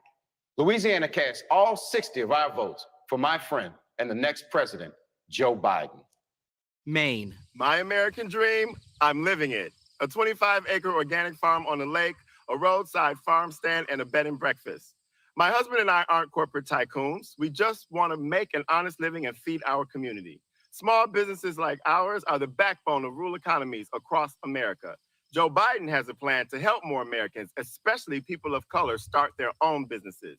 Maine casts 9 votes for Bernie Sanders and 22 votes for our next president, Joe Biden. Maryland. Black lives matter. And when it comes to racial justice, Black opportunity matters. When Joe Biden rebuilds our middle class, he won't leave anyone behind. His plan, more capital for Black entrepreneurs. More funding for public schools and HBCUs. Banning racial discrimination in the housing market. And paying every worker a fair wage. That's building back better. Maryland. The home of Frederick Douglass. Cast 1 vote for Bernie Sanders and 119 votes for our next president, Joe Biden. Massachusetts. We need a plan to get the economy going again. Joe Biden will get the pandemic under control, create new jobs in manufacturing and clean energy, help small businesses and our restaurants recover, and build back better so that our economy is stronger and fairer than it was before. Massachusetts cast 30 votes for Bernie Sanders and 83 votes for our next president, Joe Biden. Michigan auto workers are the best in the world, but we'd be nowhere without Joe Biden. And a lot of folks wanted to let Detroit go bankrupt. But Joe Biden believed in us, and together we fought to save our auto industry. Now he's got a plan to create 1 million new auto jobs by investing in clean energy. Joe Biden believes in American workers. He's got our back, and we've got his. Michigan cast 53 votes for Bernie Sanders and 92 votes for our next president, Joe Biden. Minnesota. I'm here in Minnesota, the home of the headwaters of the Mississippi River. We know that a bridge shouldn't fall down in the middle of America, but it did. And we came together to rebuild it. That's what we do in America. That's what Joe Biden will do as president. He'll build back better. He'll cross the river of our divides and unite this country from our cities to our suburbs to our rural areas. And now we will virtually cross the great Mississippi to St. Paul to hear from my friend, Mayor Melvin Carter. Thank you, Senator. As the 46th mayor of a city that's more than ready for our 46th president, I'm proud to cast Minnesota's 31 votes for Bernie Sanders and 60 votes for our next U.S. president, Joe Biden. Mississippi. Tougaloo College reflects the progression of a people from slavery to citizenship to scholarship and leadership, contributing to Mississippi and the world. Our alumni are leaders like Convention Chairman Congressman Benny Thompson. Joe Biden wants to invest $70 billion in HBCUs like Tougaloo. Imagine what impact that could have on HBCUs. Imagine what impact HBCUs could have on America. Mississippi cast 2 votes for Bernie Sanders and 38 votes for our next president, Joe Biden. Missouri. As a member of the International Union of Bricklayers and Allied Craft Workers, Local 1 St. Louis, I love walking around the city and seeing the contributions that my brothers and sisters have made. We stand ready to rebuild our nation's infrastructure. And with Joe Biden's leadership, we'll create millions of new jobs, building back better. Missouri cast 28 votes for Bernie Sanders and 50 votes for our next president, Joe Biden. Montana. When COVID shut down my college, I came home to my parents' ranch to finish senior year online. But some days I can't even get a video to load or an email attachment to send. Without reliable internet, there's no remote learning, no virtual doctor's appointments, and just try starting a small business. Rural broadband can be a game changer for rural communities like mine, and Joe Biden has a plan to make it happen. Montana cast 1 vote for Bernie Sanders and 18 votes for our next president, Joe Biden. Nebraska. I work at a meatpacking plant, making sure grocery store shelves stay full. They call us essential workers, but we get treated like we're expendable. Workers are dying from COVID, but a lot of us don't have paid sick leave or even quality protective equipment. We are human beings, not robots, not disposable. We want to keep helping you feed your family, but we need a president who will have our backs. Nebraska cast 33 votes for our next president, Joe Biden. Nevada. Working people are the backbone of our economy and the key to our recovery. Joe Biden knows it's not enough to praise them. We have to reward them. So let's raise the minimum wage to $15 an hour, empower workers to negotiate for better benefits and safer workplaces, and make it easier to pay for things like health care and higher education. I am proud to cast 24 votes for Bernie Sanders and 25 votes for our next president, Joe Biden. New Hampshire. Hello from the Granite State. We trust Joe Biden. Joe will provide the leadership necessary to bring us back from this awful pandemic. Joe has a plan to attack global climate change once and for all. And Joe will restore honesty, decency, and trust to the White House, reunite all Americans, and build a better future for all. The great state of New Hampshire awards 9 delegates to our friend and neighbor, Bernie Sanders, and 24 delegates to the next president of the United States, Joe Biden. New Jersey. We've been hit hard by COVID, but we're coming back. But we have to be smart. We have to listen to the experts, and we have to have a president who has a plan. That's why, in memory of all those we've lost, in solidarity with those who are sick or struggling, and in eternal gratitude for our heroic frontline workers, New Jersey cast 5 votes for Senator Bernie Sanders and 139 votes for the next president of the United States, Joe Biden. New Mexico. Makoam, Hinomamkima Kirimba. Greetings and good evening. My name is Derek Lente, State Representative, coming to you from the homeland of my ancestors here at the beautiful Pueblo of Sandia. New Mexico is a diverse state, home to 23 indigenous sovereign nations with a rich multicultural history. We are all united by the love of this beautiful place that we call home. And we believe that we owe it to the next generation to protect the natural and cultural resources that are their inheritance. And to that end, also respect tribal sovereignty. New Mexico proudly casts 4 votes for Bernie Sanders and 42 votes for the next president of the United States of America, Joe Biden. New York. As an immigrant from St. Vincent and the Grenadines and an 1199 SCIU registered nurse, I am proud to be part of America's fight against COVID-19. But many healthcare workers don't get paid sick leave or have enough protective equipment. I have 2 children with asthma and a mother who's high risk. I worry every day about bringing this virus home to them. Joe Biden's plan will help us take better care of your loved ones as well as our own. Along with Lieutenant Governor Kathy Hochul, I cast New York's votes. 44 votes for Bernie Sanders and 277 for our next president, Joe Biden. It's Joe time. North Carolina. I've been doing this for a long time, so let me just be plain. Black people, especially Black women, are the backbone of this party. And if we don't show up, Democrats don't get elected. I'm putting on my mask, and we're going to every corner in North Carolina to help organize, because we need to make sure everyone shows up for Joe Biden. He will show up for us. North Carolina cast 39 votes for Bernie Sanders and 83 votes for the next president of the United States, Joe Biden. North Dakota. The Shkotni Dosha, Dosha, Jeed. Welcome to the homelands of the Mandan, Hidatsa, and Arikara people. I graduated from a class of just 44 students, and I had to drive 3 hours just to take the SATs.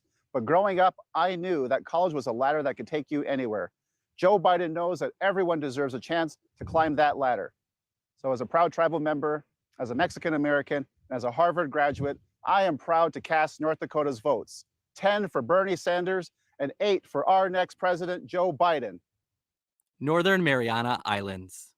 Hafaday, T-Row, and hello from paradise, the Northern Mariana Islands. We may be far away, but we're American citizens. And this year, for the first time in decades, we finally have a Democratic slate, because Democrats organize everywhere. But we don't get to vote for president, so please don't waste yours. The Northern Mariana Islands is proud to cast 2 votes for Senator Bernie Sanders and 9 votes for our next president, Joseph Biden. Sidus Maasi, Olamai, and thank you. Yee-hee! Ohio. It seems like every time working people believe in a Donald Trump promise, they wind up getting screwed. Well, Joe Biden has more than just a promise. He actually has a plan to bring jobs back to America. Like electric vehicles or a national network of vehicle charging infrastructure that'll create good paying jobs for skilled union workers like Josh. And the future will be made in America. Ohio cast 20 votes for Senator Bernie Sanders and 134 votes for the next president, Joe Biden. OH. I-O. Oklahoma. 99 years ago, racial violence devastated a thriving Black community here in Tulsa. Today, hatred still lives in our nation, but so does resolve. Oklahoma refused to let ourselves be defined by division then, and our nation must turn back the tide of violence again now. Oklahoma cast 13 votes for Bernie Sanders and 24 votes for our next president, Joe Biden. Oregon. As Black Americans standing on Native land, we proudly represent Oregon. The dual viruses, COVID-19 and racism, laid bare unequal healthcare access, and deaths in communities of color. The Democrats are working to bridge divides and make sure everyone has equal access to low or no cost quality care. Today, Oregon cast 16 votes for Bernie Sanders. And with Senators Wyden and Merkley's support, cast 57 votes for Joe Biden. Pennsylvania. When Joe Biden was young, his father came to this house in Scranton, sat down on Joe's bed, and told him he lost his job. It's a moment that stayed with Joe his entire life. Right now, all across America, working families are experiencing that same fear and uncertainty. But Joe Biden has a plan to help them and to help our country build back better, creating millions of good-paying jobs, so more parents will be able to tell their kids what Joe's dad said to him all those years ago. It's gonna be okay. Pennsylvania cast 34 votes for Senator Bernie Sanders and 175 votes for the next president of the United States, Scranton's own Joe Biden. Puerto Rico. Los puertorriqueños somos ciudadanos estadounidenses, algo que Donald Trump parece haber olvidado en los momentos más difíciles que enfrentó nuestra isla. Joe Biden siempre ha apoyado las causas de Puerto Rico y como presidente será nuestro aliado en la Casa Blanca. Sé que es la mejor alternativa para que los sobre 3 millones de ciudadanos americanos que residimos en esta bendita isla de Puerto Rico podamos ser respetados. Puerto Rico emite 5 votos para Bernie Sanders y 53 votos para Joe Biden. Rhode Island. Rhode Island, the ocean state, where our restaurant and fishing industry have been decimated by this pandemic.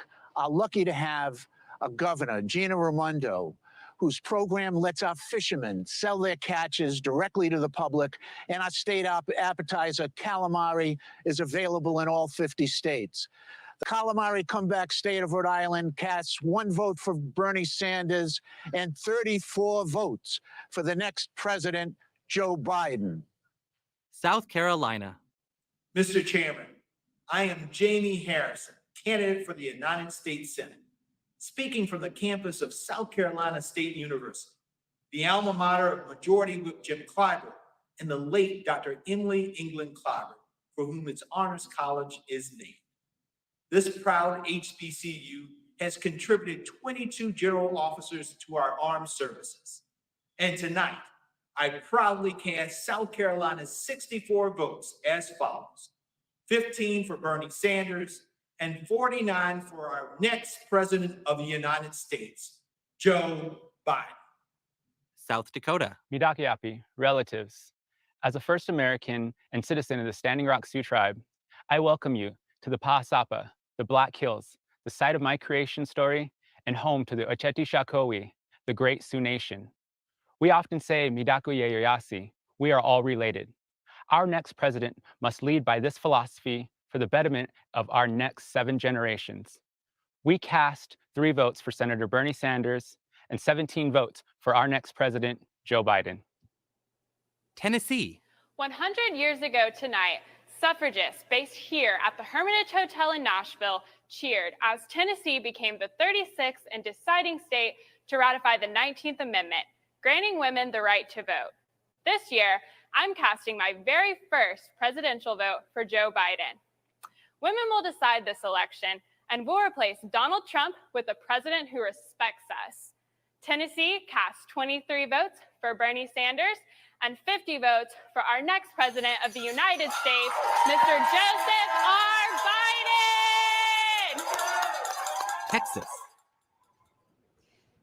A year ago, my safe community of El Paso was targeted by a domestic terrorist who murdered 23 innocent people, injured 23 more, and devastated all of us. His motive was racism and xenophobia. In the face of hate, we choose love. Siempre lo hemos hecho, siempre lo haremos. And in the face of continued gun violence in America, we demand change. The time has come to act. With 1 abstention, the great state of Texas cast 98 votes for Bernie Sanders and 161 votes for our next president, Joe Biden. Utah. Here in Utah, we've had mail-in voting for years. If you're registered to vote, you automatically get sent a ballot. It's fast, it's reliable, and it's easy for everyone to participate. In 2016, we had turnout well over 80%, and this year we're expecting even higher. That's why Democrats and Republicans here in Utah agree. Mail-in voting strengthens our democracy. Utah cast 17 votes for Bernie Sanders and 16 votes for our next president, Joe Biden. Vermont. The state of Vermont, strongly believing in economic justice, social justice, racial justice, and environmental justice, proudly supporting democracy and the Constitution of the United States, and vehemently opposed to the authoritarianism and racism of the Trump administration, is proud to cast 15 votes for Vermont Senator Bernie Sanders and 9 votes for the next president of the United States, Joe Biden. The U.S. Virgin Islands. In recognition of our Governor Albert Bryan Jr. and our delegate to Congress, Stacey Plaskett, we bring you greetings from the Virgin Islands of the United States. Yay! Where a young Alexander Hamilton was raised, the vacation home of a nominee with turquoise waters, white sand beaches, and friendly people. We cast our 13 votes for Joseph R. Biden. Yay! Virginia. 3 years ago, my beloved city, Charlottesville, Virginia, was attacked by white supremacists and a young woman was killed. We were attacked again when Donald Trump praised those racists, turning his back on a community that just wanted peace. That was the day Joe Biden decided to join this battle for the soul of America. Over time, my wife, Ghazala, and I have come to know his soul. He's a decent, compassionate man. He will bring this nation together. Virginia cast 32 votes for Bernie Sanders and 91 votes for our president, Joe Biden. Washington. Xin chào. As a 15-year-old refugee from Vietnam, I knew that education was the key to finding opportunities in my new home.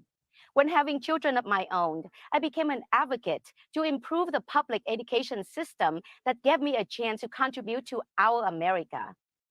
Democrats invest in education because we are committed to fighting for all kids. Washington cast 43 votes to Senator Bernie Sanders and 66 votes to our next president, Joe Biden. West Virginia. West Virginians have changed the narrative about public education. Parents, teachers, and service personnel have worked together to fight for safe and welcoming schools, sufficient funding for classroom equipment, and fair wages for teachers and school service personnel. Elections matter, but so does activism. So let's keep fighting to guarantee a quality education for all our children, and let's elect a president who will fight alongside us. West Virginia cast 34 votes for our next president, Joe Biden. Wyoming. After our son Matthew's death in Wyoming, Joe Biden helped pass legislation to protect LGBTQ Americans from hate crimes. Joe understands more than most our grief over Matt's death. But we see in Joe so much of what made Matt's life special: his commitment to equality, his passion for social justice, and his boundless compassion for others. With 3 abstentions, Wyoming cast 4 votes for Bernie Sanders and 11 votes for the next president of the United States, Joe Biden. Wisconsin. Welcome back to Milwaukee, Wisconsin, a great city on native land on a Great Lake. It's the place where I was born and raised, right in the heart of 53206 zip code. Now, this is a community that's been faced with some significant challenges due to historical injustice, but what many don't see is the joy, the resilience, and opportunity that lies within this community and so many others across America just like it, where hardworking people are fighting to provide for their families and to build a better future. We know that we build a better future for our nation by channeling Wisconsin's legacy as the birthplace of the labor and the progressive movement, and uniting around a bold, inclusive agenda that uplifts every community in the pursuit of a more just future, one that recognizes healthcare as a human right, one that tackles the climate crisis and takes on racial and economic justice. Wisconsin cast 30 votes for Bernie Sanders and 67 for the next president of the United States of America, Joseph R. Biden. Delaware. Long before this train station bore his name, you'd see Joe Biden up here on the platform with the rest of the crowd, on his way to work or going home to his family. That's always been his North Star, delivering for families like his own, working people who struggle and sacrifice to build a better life. Nobody has ever had to wonder who Joe Biden's in it for. Our nation faces daunting challenges, but I've known Joe Biden for 40 years, and there's nobody I trust more to lead our party, unite our country, and restore our standing in the world. What's more, he's humble. He tells the truth. He treats everybody he encounters with respect and builds bridges, not walls. He is a leader made for this moment and the finest public servant I've ever known. Delaware is proud to cast its 32 votes for our favorite son and our next president. Our friend, Delaware, Joe Biden.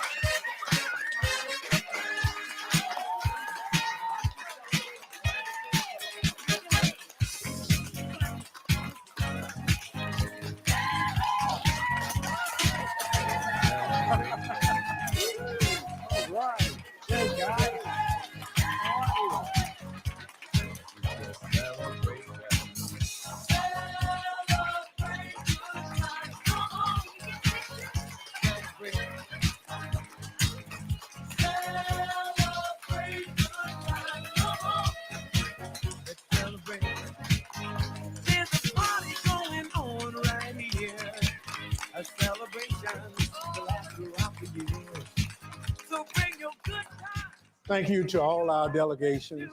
I'm pleased to announce that Vice President Joe Biden has officially been nominated by the Democratic Party as our candidate for President of the United States.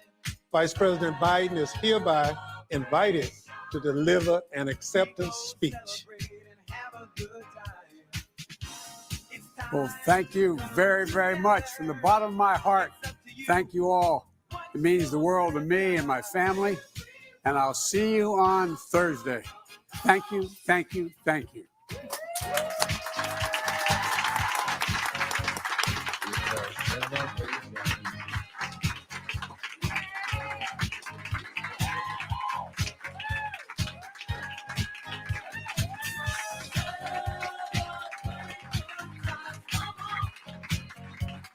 It's a celebration.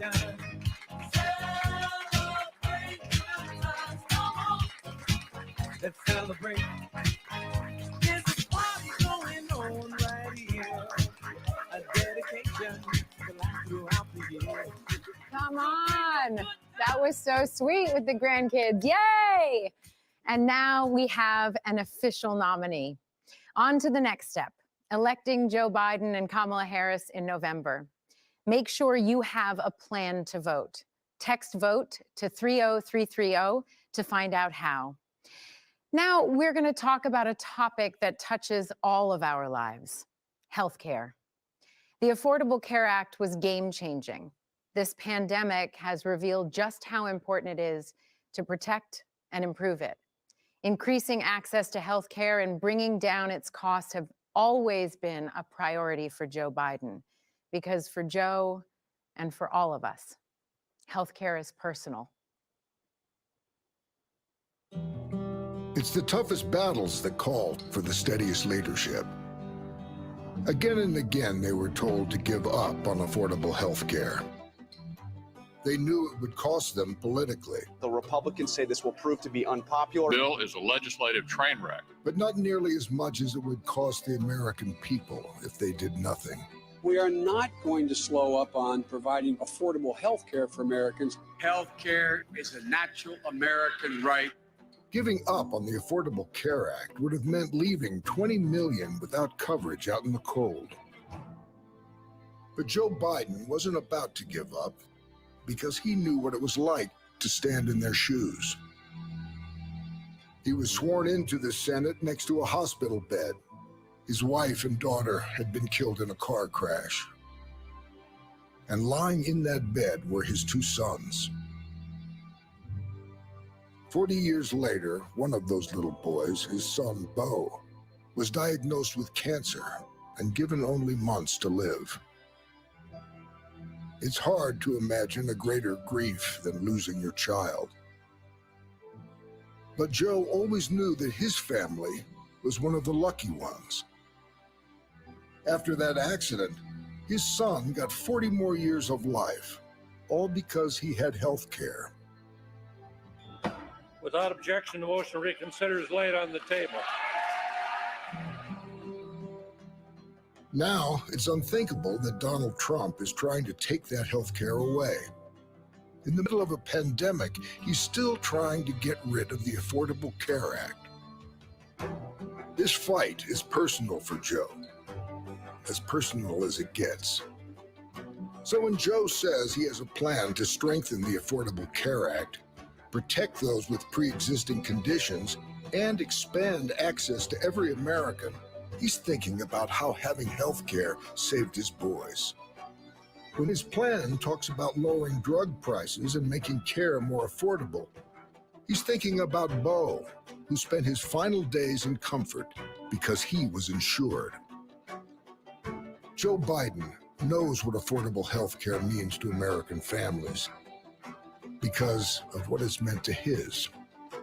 This is my promise to you.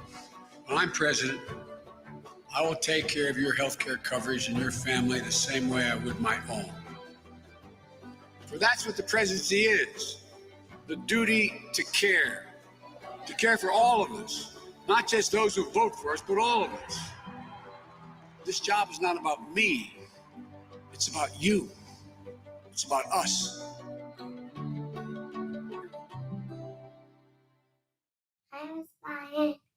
How are you, you handsome boy? He was born in 15 and with a heart condition, known as transposition of the greater arteries, and ended up requiring a transplant. And thankfully, the ACA had already taken effect.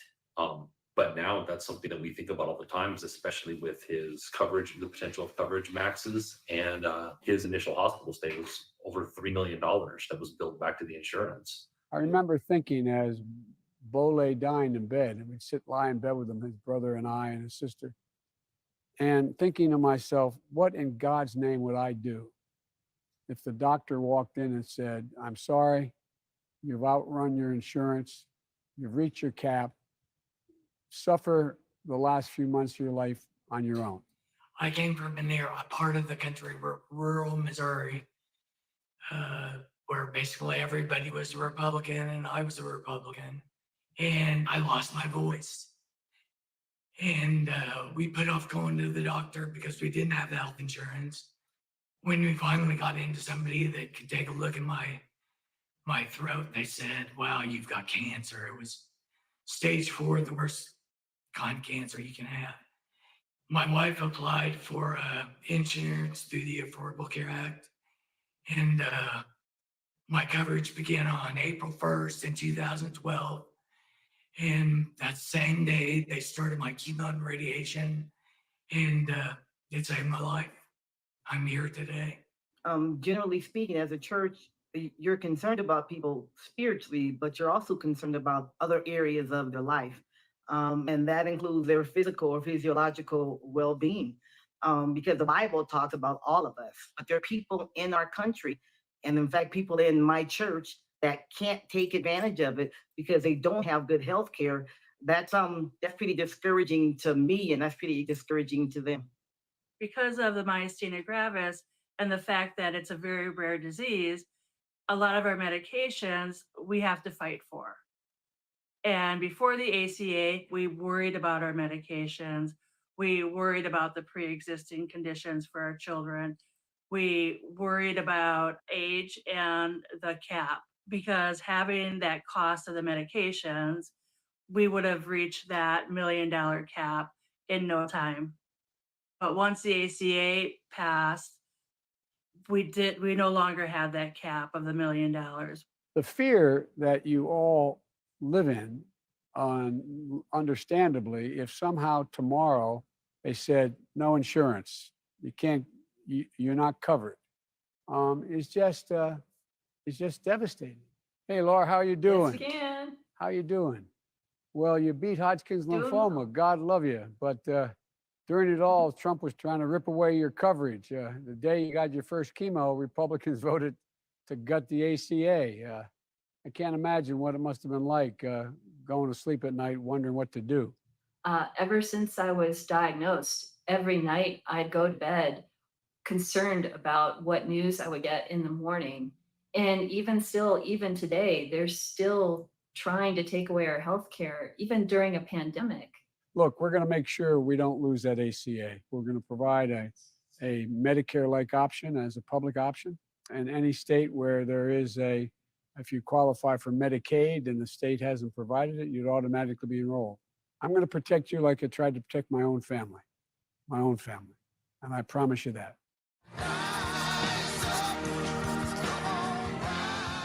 I met Joe last year at a campaign event to thank him for being so involved in the battle to cure cancer. Indeed, I have what's been diagnosed as terminal cancer. The inspiration and the empathy and the human love that he was shared with me has kept me going. I made an appointment for my wellness checkup provided for by the Affordable Care Act. I was told that I had ovarian cancer. I finished my course of treatment, and since then, I've been cancer-free, and I'm very grateful for that.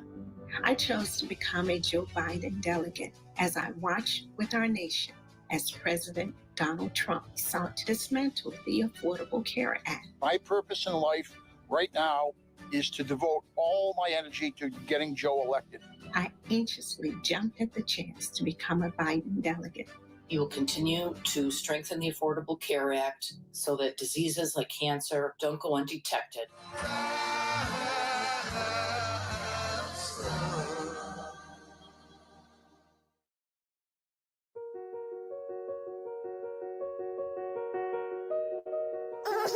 Hey Carl, it's me, Dad.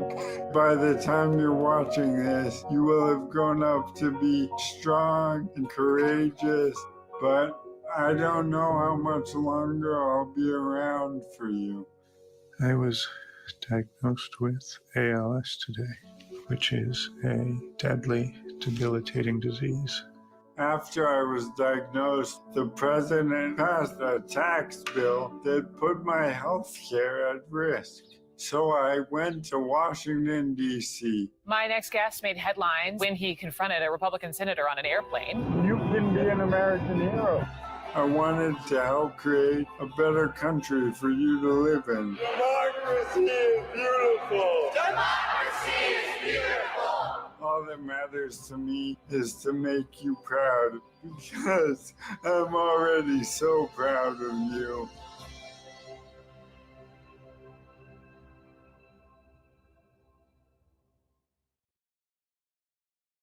Hello, America. My name is Audie Barkin, and I am speaking to you through this computer voice because I have been paralyzed by a mysterious illness called ALS.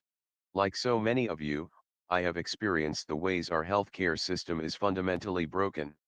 Enormous costs, denied claims, dehumanizing treatment when we are most in need. Since my shocking diagnosis, I have traveled the country meeting countless patients like me, demanding more of our representatives and our democracy. Today, we are witnessing the tragic consequences of our failing healthcare system. In the midst of a pandemic, nearly 100 million Americans do not have sufficient health insurance. And even good insurance does not cover essential needs like long-term care. Our loved ones are dying in unsafe nursing homes, our nurses are overwhelmed and unprotected, and our essential workers are treated as dispensable. We live in the richest country in history, and yet we do not guarantee this most basic human right. Everyone living in America should get the health care they need, regardless of their employment status or ability to pay. Even during this terrible crisis, Donald Trump and Republican politicians are trying to take away millions of people's health insurance. With the existential threat of another 4 years of this president, we all have a profound obligation to act. Not only to vote, but to make sure that our friends, family, and neighbors vote as well. We must elect Joe Biden. Each of us must be a hero for our communities, for our country, and then, With a compassionate and intelligent president, we must act together and put on his desk a bill that guarantees us all the health care we deserve. Text vote to 30330 to learn how to vote safely. Because our lives depend on it. Politics and elections can seem like these faraway things that one person doesn't have the power to change. But what's happening in our country right now makes it clear how personal politics are. I've discovered that when I get informed and participate, my fear gets smaller. Voting is a big part of that. So knowing the change you want, vote for the leaders you think will make it happen. And if you're able, if you can, help fund this campaign. Please go to joebiden.com and chip in whatever you can. With leaders like Joe Biden and Kamala Harris, we can build back better here at home and once again strengthen our nation's security and standing in the world.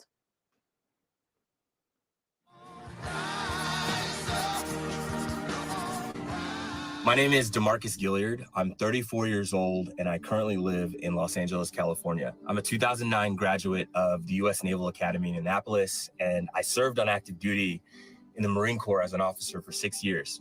I took an oath to support, uphold, and defend the Constitution of the United States of America. And I know that Joe Biden, in his years of public service, took a similar oath, and he understands the sacrifice of the men and women in uniform who are overseas right now fighting for the ideals of this nation, that liberty and justice can be extended to all people.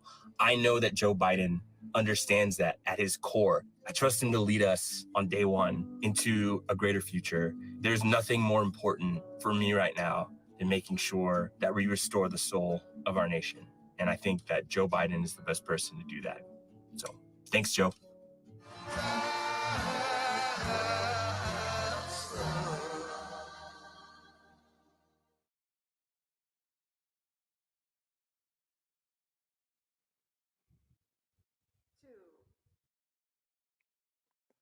Hi, I'm John Kerry. For the 8 years of the Obama-Biden administration, we led by example. We eliminated the threat of an Iran with a nuclear weapon. We built a 68-nation coalition to destroy ISIS. We forged a 195-nation agreement to attack climate change. We stopped Ebola before it became a pandemic. Donald Trump inherited a growing economy and a more peaceful world. And like everything else he inherited, he bankrupted it. When this president goes overseas, it isn't a goodwill mission, it's a blooper reel. He breaks up with our allies and writes love letters to dictators. America deserves a president who is looked up to, not laughed at. Donald Trump pretends Russia didn't attack our elections, and now he does nothing about Russia putting a bounty on our troops.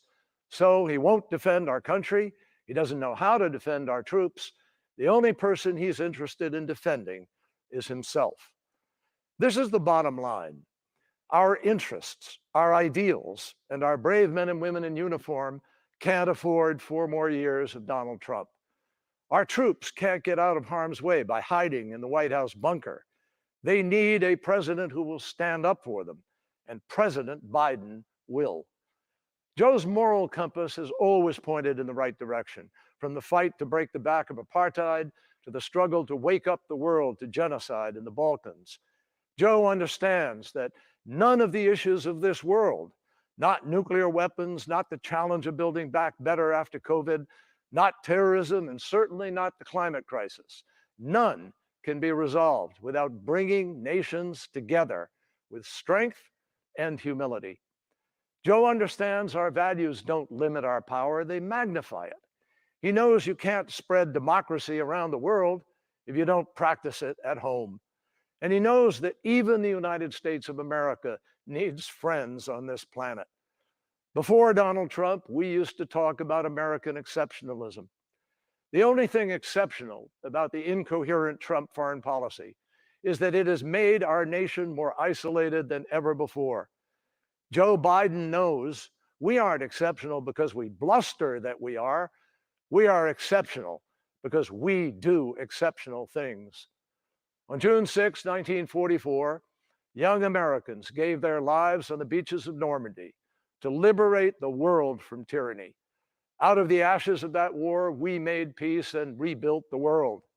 That was and remains exceptional. It is the opposite of everything Donald Trump stands for. This moment is a fight for the security of America and the world. Only Joe Biden can make America lead like America again.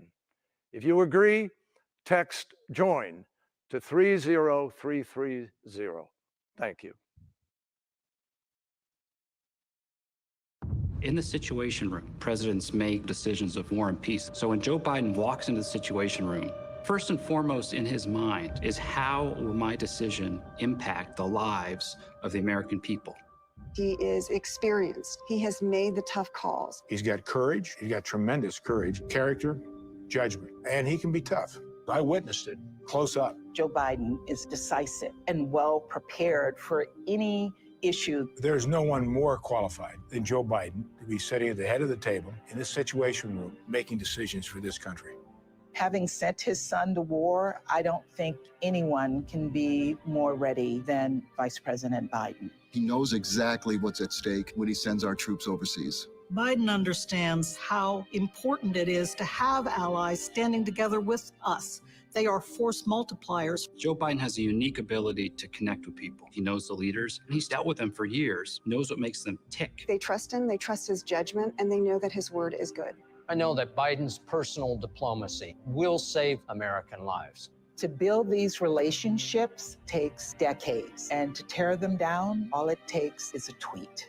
Thanks to Donald Trump, our adversaries are stronger and bolder. Donald Trump has had a love fest with dictators, including China and Russia. He hasn't been standing up to them at all.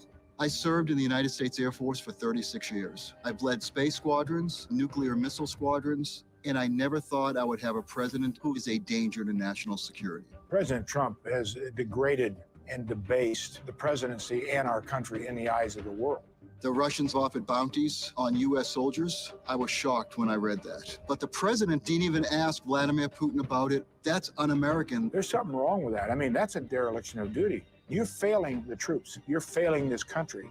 The first thing a president needs to do is find out what the facts are. This president doesn't care about facts. Biden cares about the safety and welfare of American servicemen and women.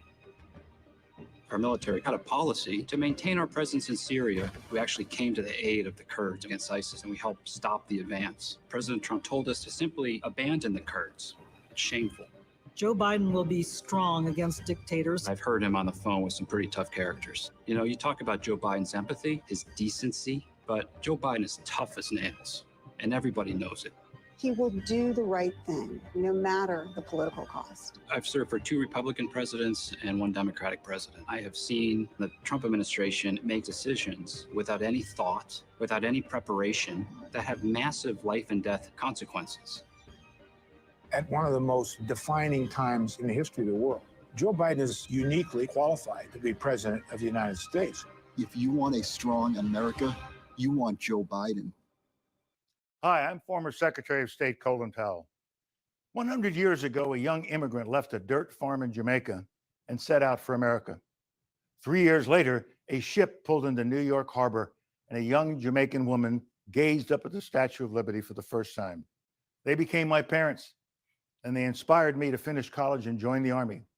This began a journey of service that would take me from basic training to combat in Vietnam, up the ranks to serve as chairman of the Joint Chiefs of Staff and Secretary of State. The values I learned growing up in the South Bronx and serving in uniform were the same values that Joe Biden's parents instilled in him in Scranton, Pennsylvania. I support Joe Biden for the presidency of the United States because those values still define him, and we need to restore those values to the White House. Our country needs a commander-in-chief who takes care of our troops in the same way he would his own family. For Joe Biden, that doesn't need teaching. It comes from the experience he shares with millions of military families, sending his beloved son off to war and praying to God he would come home safe. Joe Biden will be a president we will all be proud to salute. With Joe Biden in the White House, you will never doubt that he will stand with our friends and stand up to our adversaries, never the other way around. He will trust our diplomats and our intelligence community not the flattery of dictators and despots. He will make it his job to know when anyone dares to threaten us. He will stand up to our adversaries with strength and experience. They will know he means business. I support Joe Biden because beginning on day one, he will restore Americans' leadership and our moral authority. He'll be a president who knows that America is strongest when, as he has said, we lead both by the power of our example and the example of our power. He will restore America's leadership in the world and restore the alliances we need to address the dangers that threaten our nation, from climate change to nuclear proliferation. Today, we are a country divided, and we have a president doing everything in his power to make it that way and keep us that way. What a difference it will make to have a president who unites us, who restores our strength and our soul. I still believe that in our hearts, we are the same America that brought my parents to our shores, an America that inspires freedom around the world. That's the America Joe Biden will lead as our next president. Thank you very much. It was a friendship that shouldn't have worked. John, a former Navy pilot just released from a North Vietnamese prison. Joe, a young senator from Delaware. Legislative assistance. But in the 1970s, Joe was assigned a military aide for a trip overseas. I was the Navy's Senate liaison and used to carry your bags on overseas trips. The son of a gun never carried my bags. He was supposed to carry my bags, damn it, but he never carried my bags. John and Joe traveled thousands of miles together. The families got to know each other, gathering for picnics in the Bidens' backyard. They would just sit and joke. It was like a comedy show sometimes to watch the two of them. But when John was elected to the Senate as a Republican from Arizona, they found themselves on opposing sides. We're in different parties. We hold different views on many issues.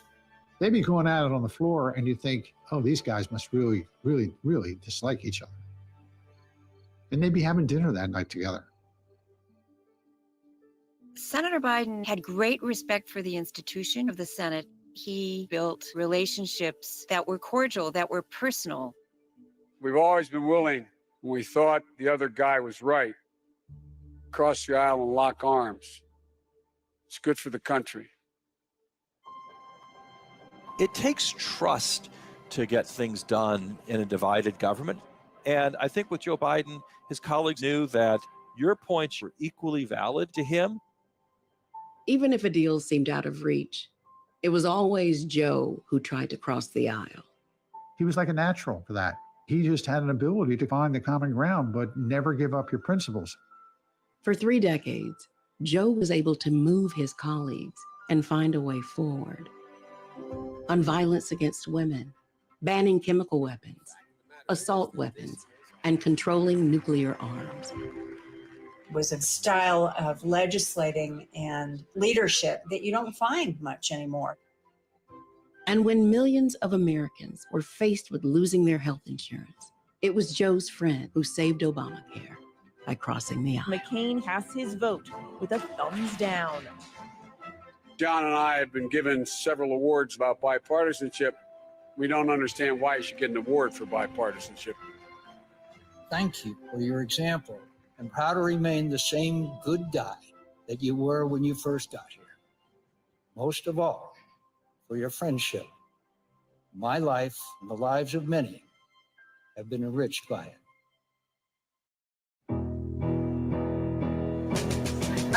Love it. Good day, sunshine. Good day, sunshine. I have a rule that I never think of anything negative when I'm running. And when the sun is out. When I set my mind to something, I find a way to get it done. She is so damn tough and loyal. When I met Jill, I knew. My brother said, there's this woman, you'll really like her, Joe. So I gave her a call, and she had a date that night. You said, do you think you could break your date? Oh, that's right. And what'd you do? Well, I called and told the guy that I had a friend in from out of town and went out with Joe. I was 30 and I was a senator and I was a widower. Several years earlier, a tractor trailer broadside my wife and 3 children. My wife was killed and my daughter was killed. I wasn't big on the whole date scene thing. But when I met Jill, I fell in love with her when I saw her. I've got sunshine on a cloudy day. He said, I'd really like to see you again. So he's looking at his calendar and he's, oh, Thursday. No, I'm really busy. No, I'm busy Friday. How about tomorrow? And I thought, buddy, you just blew your cover. She's owned me since then. The boys fell in love with Jill too.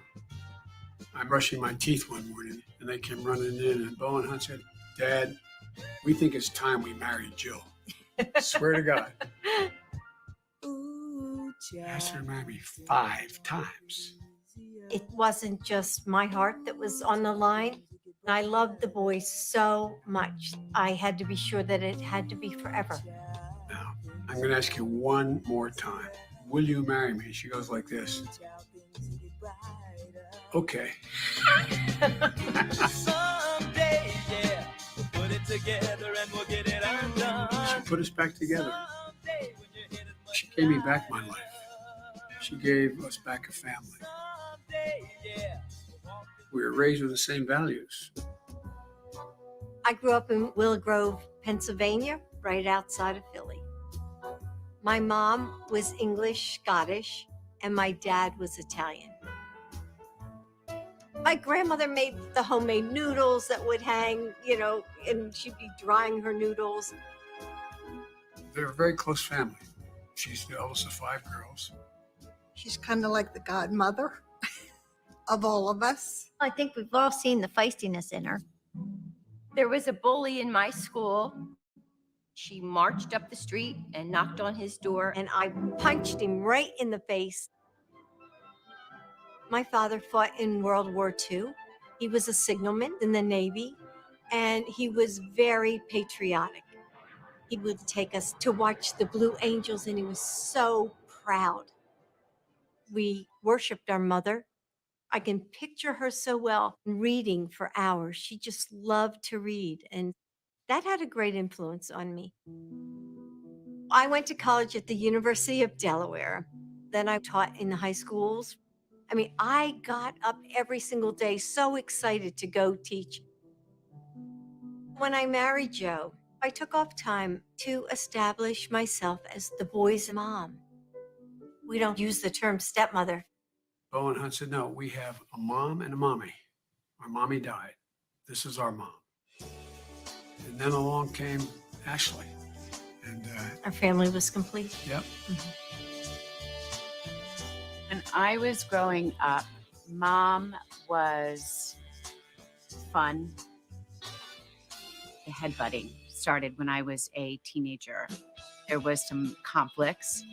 She dealt with it by taking up running. She started to basically run marathons. I never, ever doubted that anything she set her mind to, she could do. I got to hand her her doctorate degree in education at the University of Delaware. You pass. That's all you gotta do. Well, let's turn it positive, so you will pass it. I would say she's not your average grandmother. Yeah. She, she's the grandmother who wakes you up at 5 a.m. on Yeah. Christmas Eve to go soul cycling. Yeah, So, literally. We have a lot of stories. yeah, she's a prankster. Yeah. She's very mischievous. When she goes on a run, sometimes she'll find a dead snake and she'll pick it up and put it in a bag and she'll use it to scare someone. Oh, that's a classic Jill.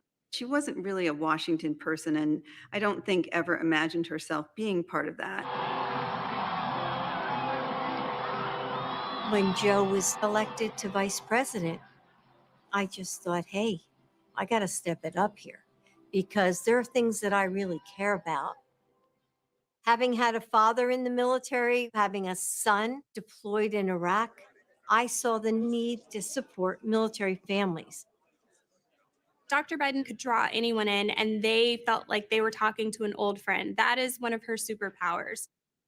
When she was second lady, Jill told me that she would like to continue teaching at community college. And I said, that's insane. You cannot possibly do that. I said, I know I can do both jobs. I never saw her on any day of the week where she wasn't carrying a huge stack of papers to grade. As second lady, she was teaching full-time for 8 years, 15 credits a semester. These were students who wanted to be in your classroom, and I saw their tenacity, and they were taking care of children just like I had done. She gave 100% from her energy to the students. She's a great teacher. Teaching is not what Jill does, it's who she is. Jill just simply cares. She cares about other people. When Bo was diagnosed with brain cancer, nobody knew what we were going through. The Secret Service, you know, they're not supposed to react to your life or what you're doing. They would whisper, I'm praying for you. Mom, it's your strength that holds this family together. And I know that you will make us whole again. You never stop grieving, ever. But you do have to find purpose. Please welcome my husband, Joe Biden. Running for president is too tough to not be together. The future First Lady of the United States. That's right. There you go. If Dr. Biden is our first lady, the country will be getting one of the best humans that we have. She has been through some really tough things in her own life, and she knows how hard it can be. The American people in their heart know that she fight like hell for them. We all need community. We need to depend on others for our strength. All American families, we all need each other.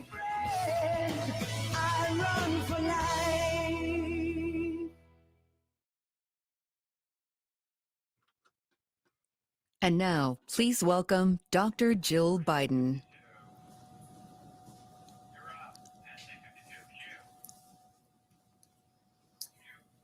I have always loved the sounds of a classroom, the quiet that sparks with possibility just before students shuffle in, the murmur of ideas bouncing back and forth as we explore the world together, the laughter and tiny moments of surprise you find in materials you've taught 1,000,000 times. When I taught English here at Brandywine High School, I would spend my summer preparing for the school year about to start, filled with anticipation. But this quiet is heavy. You can hear the anxiety that echoes down empty hallways. There's no scent of new notebooks or freshly waxed floors. The rooms are dark as the bright young faces that should fill them are now confined to boxes on a computer screen. I hear it from so many of you. The frustration of parents juggling work while they support their children's learning, or are afraid that their kids might get sick from school. The concern of every person working without enough protection. The despair in the lines that stretch out before food banks. And the indescribable sorrow that follows every lonely last breath when the ventilators turn off. As a mother and a grandmother, as an American, I am heartbroken by the magnitude of this loss, by the failure to protect our communities, by every precious and irreplaceable life gone. Like so many of you, I'm left asking, how do I keep my family safe? You know, motherhood came to me in a way I never expected. I fell in love with a man and two little boys standing in the wreckage of unthinkable loss, mourning a wife and mother, a daughter and sister. I never imagined at the age of 26, I would be asking myself, how do you make a broken family whole? Still, Joe always told the boys, Mommy sent Jill to us, and how could I argue with her? And so we figured it out together in those big moments that would go by too fast, Thanksgivings and state championships, birthdays and weddings, in the mundane ones that we didn't even know were shaping our lives, reading stories piled on the couch, rowdy Sunday dinners and silly arguments, listening to the faint sounds of laughter that would float downstairs as Joe put the kids to bed every night, while I studied for grad school or graded papers under the pale yellow kitchen lamp, the dinner dishes waiting in the sink. We found that love holds a family together. Love makes us flexible and resilient. It allows us to become more than ourselves together. And though it can't protect us from the sorrows of life, it gives us refuge, a home. How do you make a broken family whole? The same way you make a nation whole.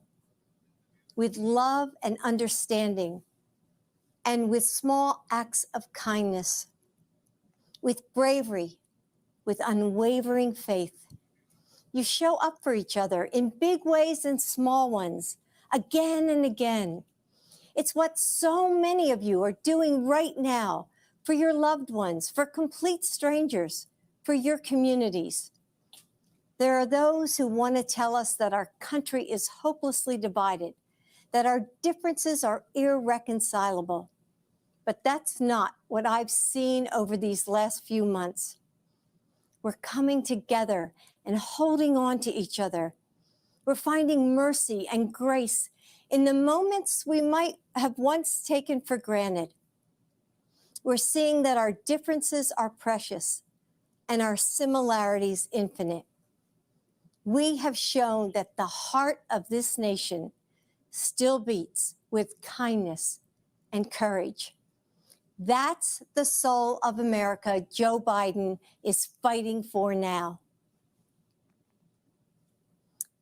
After our son Beau died of cancer, I wondered if I would ever smile or feel joy again. It was summer, but there was no warmth left for me. 4 days after Beau's funeral, I watched Joe shave and put on his suit. I saw him steel himself in the mirror, take a breath, put his shoulders back, and walk out into a world empty of our son. He went back to work. That's just who he is. There are times when I couldn't even imagine how he did it, how he put one foot in front of the other and kept going. But I've always understood why he did it. For the daughter who convinces her mom to finally get a breast cancer screening and misses work to drive her to the clinic. For the community college student who has faced homelessness and survived abuse, but finds the grit to finish her degree and make a good life for her kids. For the little boy whose mom is serving as a Marine in Iraq, who puts on a brave face in his video call and doesn't complain when the only thing he wants for his birthday is to be with her. For all those people Joe gives his personal phone number to at rope lines and events, the ones he talks to for hours after dinner, helping them smile through their loss, letting them know that they aren't alone. He does it for you. Joe's purpose has always driven him forward. His strength of will is unstoppable, and his faith is unshakable, because it's not in politicians or political parties or even in himself. It's in the providence of God. His faith is in you, in us. Yes, so many classrooms are quiet right now. The playgrounds are still. But if you listen closely, you can hear the sparks of change in the air. Across this country, educators, parents, first responders, Americans of all walks of life are putting their shoulders back, fighting for each other. We haven't given up. We just need leadership worthy of our nation, worthy of you, honest leadership to bring us back together, to recover from this pandemic and prepare for whatever else is next. Leadership to reimagine what our nation will be. That's Joe. He and Kamala will work as hard as you do every day to make this nation better. And if I have the honor of serving as your First Lady, I will too. And with Joe as president, these classrooms will ring out with laughter and possibility once again. The burdens we carry are heavy, and we need someone with strong shoulders. I know that if we entrust this nation to Joe, he will do for your family what he did for ours. Bring us together and make us whole. Carry us forward in our time of need. Keep the promise of America for all of us. Great job. God, I love it. How are you? Hey, everyone. I'm Jill Biden's husband. As you heard tonight, excuse me, you can see why she's the love of my life, the rock of our family. She never gives herself much credit, but the truth is she's the strongest person I know. She's a backbone like a ramrod. She loves fiercely, cares deeply. Nothing stops her when she sets her mind to getting something right. And you know, for all of you out there across the country, just think of your favorite educator who gave you the confidence to believe in yourself. That's the kind of First Lady this Jill Biden will be. God love you. So go to joebiden.com to join our campaign. Thank you all for watching. I'll see you soon. Thank you. Child, things get brighter. Ooh, child, things are gonna get easier. Ooh, child, things get brighter. Someday, yeah, we'll put it together and we'll get it undone. Someday, when your head is much lighter. Someday, yeah. Thank you so much for being a part of this night. As Dr. Biden just reminded us, Joe is a steady and experienced leader who can bring us together and help us heal, who will support us in getting better. Remember, we bend the arc of justice if we participate, if we vote. This moment isn't beyond you, it's up to you. Tomorrow night, we'll meet Joe Biden's choice for Vice President, Kamala Harris, and learn more about their vision for the future of our country. And we'll also hear from Senator Elizabeth Warren and President Barack Obama, plus performances from Billie Eilish and Jennifer Hudson. And now, with his song, Never Break, here's John Legend.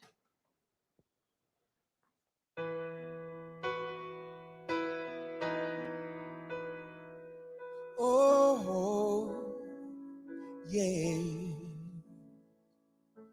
we got a good thing, babe. Whenever life is hard, we'll never lose our way, 'cause we both know who we are. Who knows about tomorrow? We don't know what's in the stars. I just know I'll always follow the light in your heart. So I'm not worried about us, and I've never been. We know how the story ends. We will never break. We will never break. foundation strong enough to stay. We will liberate as the water rises and the mountains shake. Our love will remain.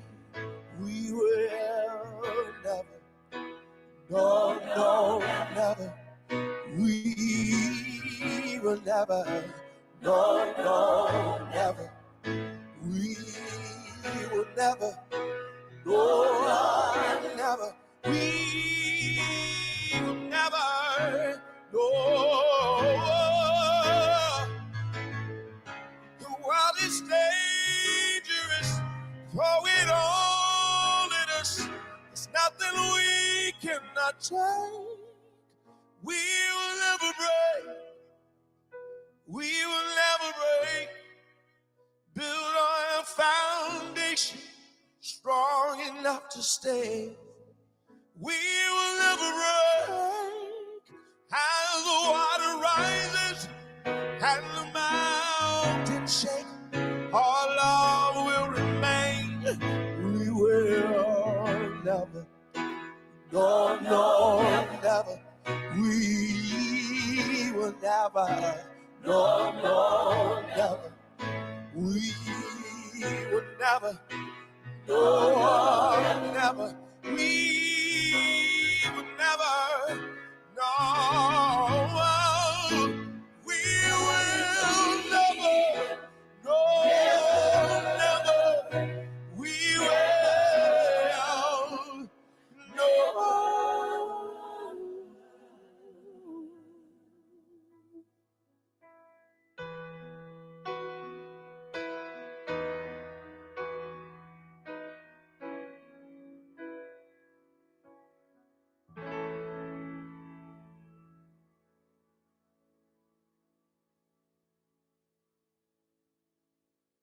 Tonight is all about leadership.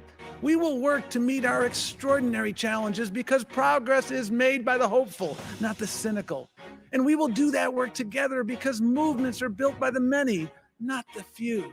Faced with a president of cowardice, Joe Biden is a man of proven courage.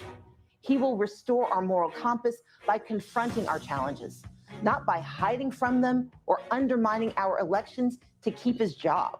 We need a president who respects our laws and the privilege of public service, who reflects our values and cares about our people. In this job interview, the difference is stark. You know what Donald Trump will do with 4 more years: blame, bully, and belittle. And you know what Joe Biden will do: build back better. Joe understands our values don't limit our power, they magnify it. He knows you can't spread democracy around the world if you don't practice it at home. Joe Biden will be a president we will all be proud to salute. I know that if we entrust this nation to Joe, he will do for your family what he did for ours. Bring us together and make us whole. Carry us forward in our time of need. Keep the promise of America for all of us. I'm Mary Ann Buddy, Bishop of the Episcopal Diocese of Washington, D.C., and I'm honored to offer the benediction tonight. Hear these words from pastor, civil rights leader, and peace activist William Sloane Coffin. May God give you the grace never to sell yourself short, grace to do something big for something good, grace to remember that the world is too dangerous now for anything but truth, and too small for anything but love. And now may the blessing of God, the source of all goodness, truth, and love, inspire you, inspire us all to realize Dr. King's dream of the beloved community, Congressman Lewis's dream of a just society, President Lincoln's dream of a more perfect union in this country, in our time. Amen. Delegates and distinguished guests, having concluded this evening's convention program, we will stand in recess until tomorrow evening.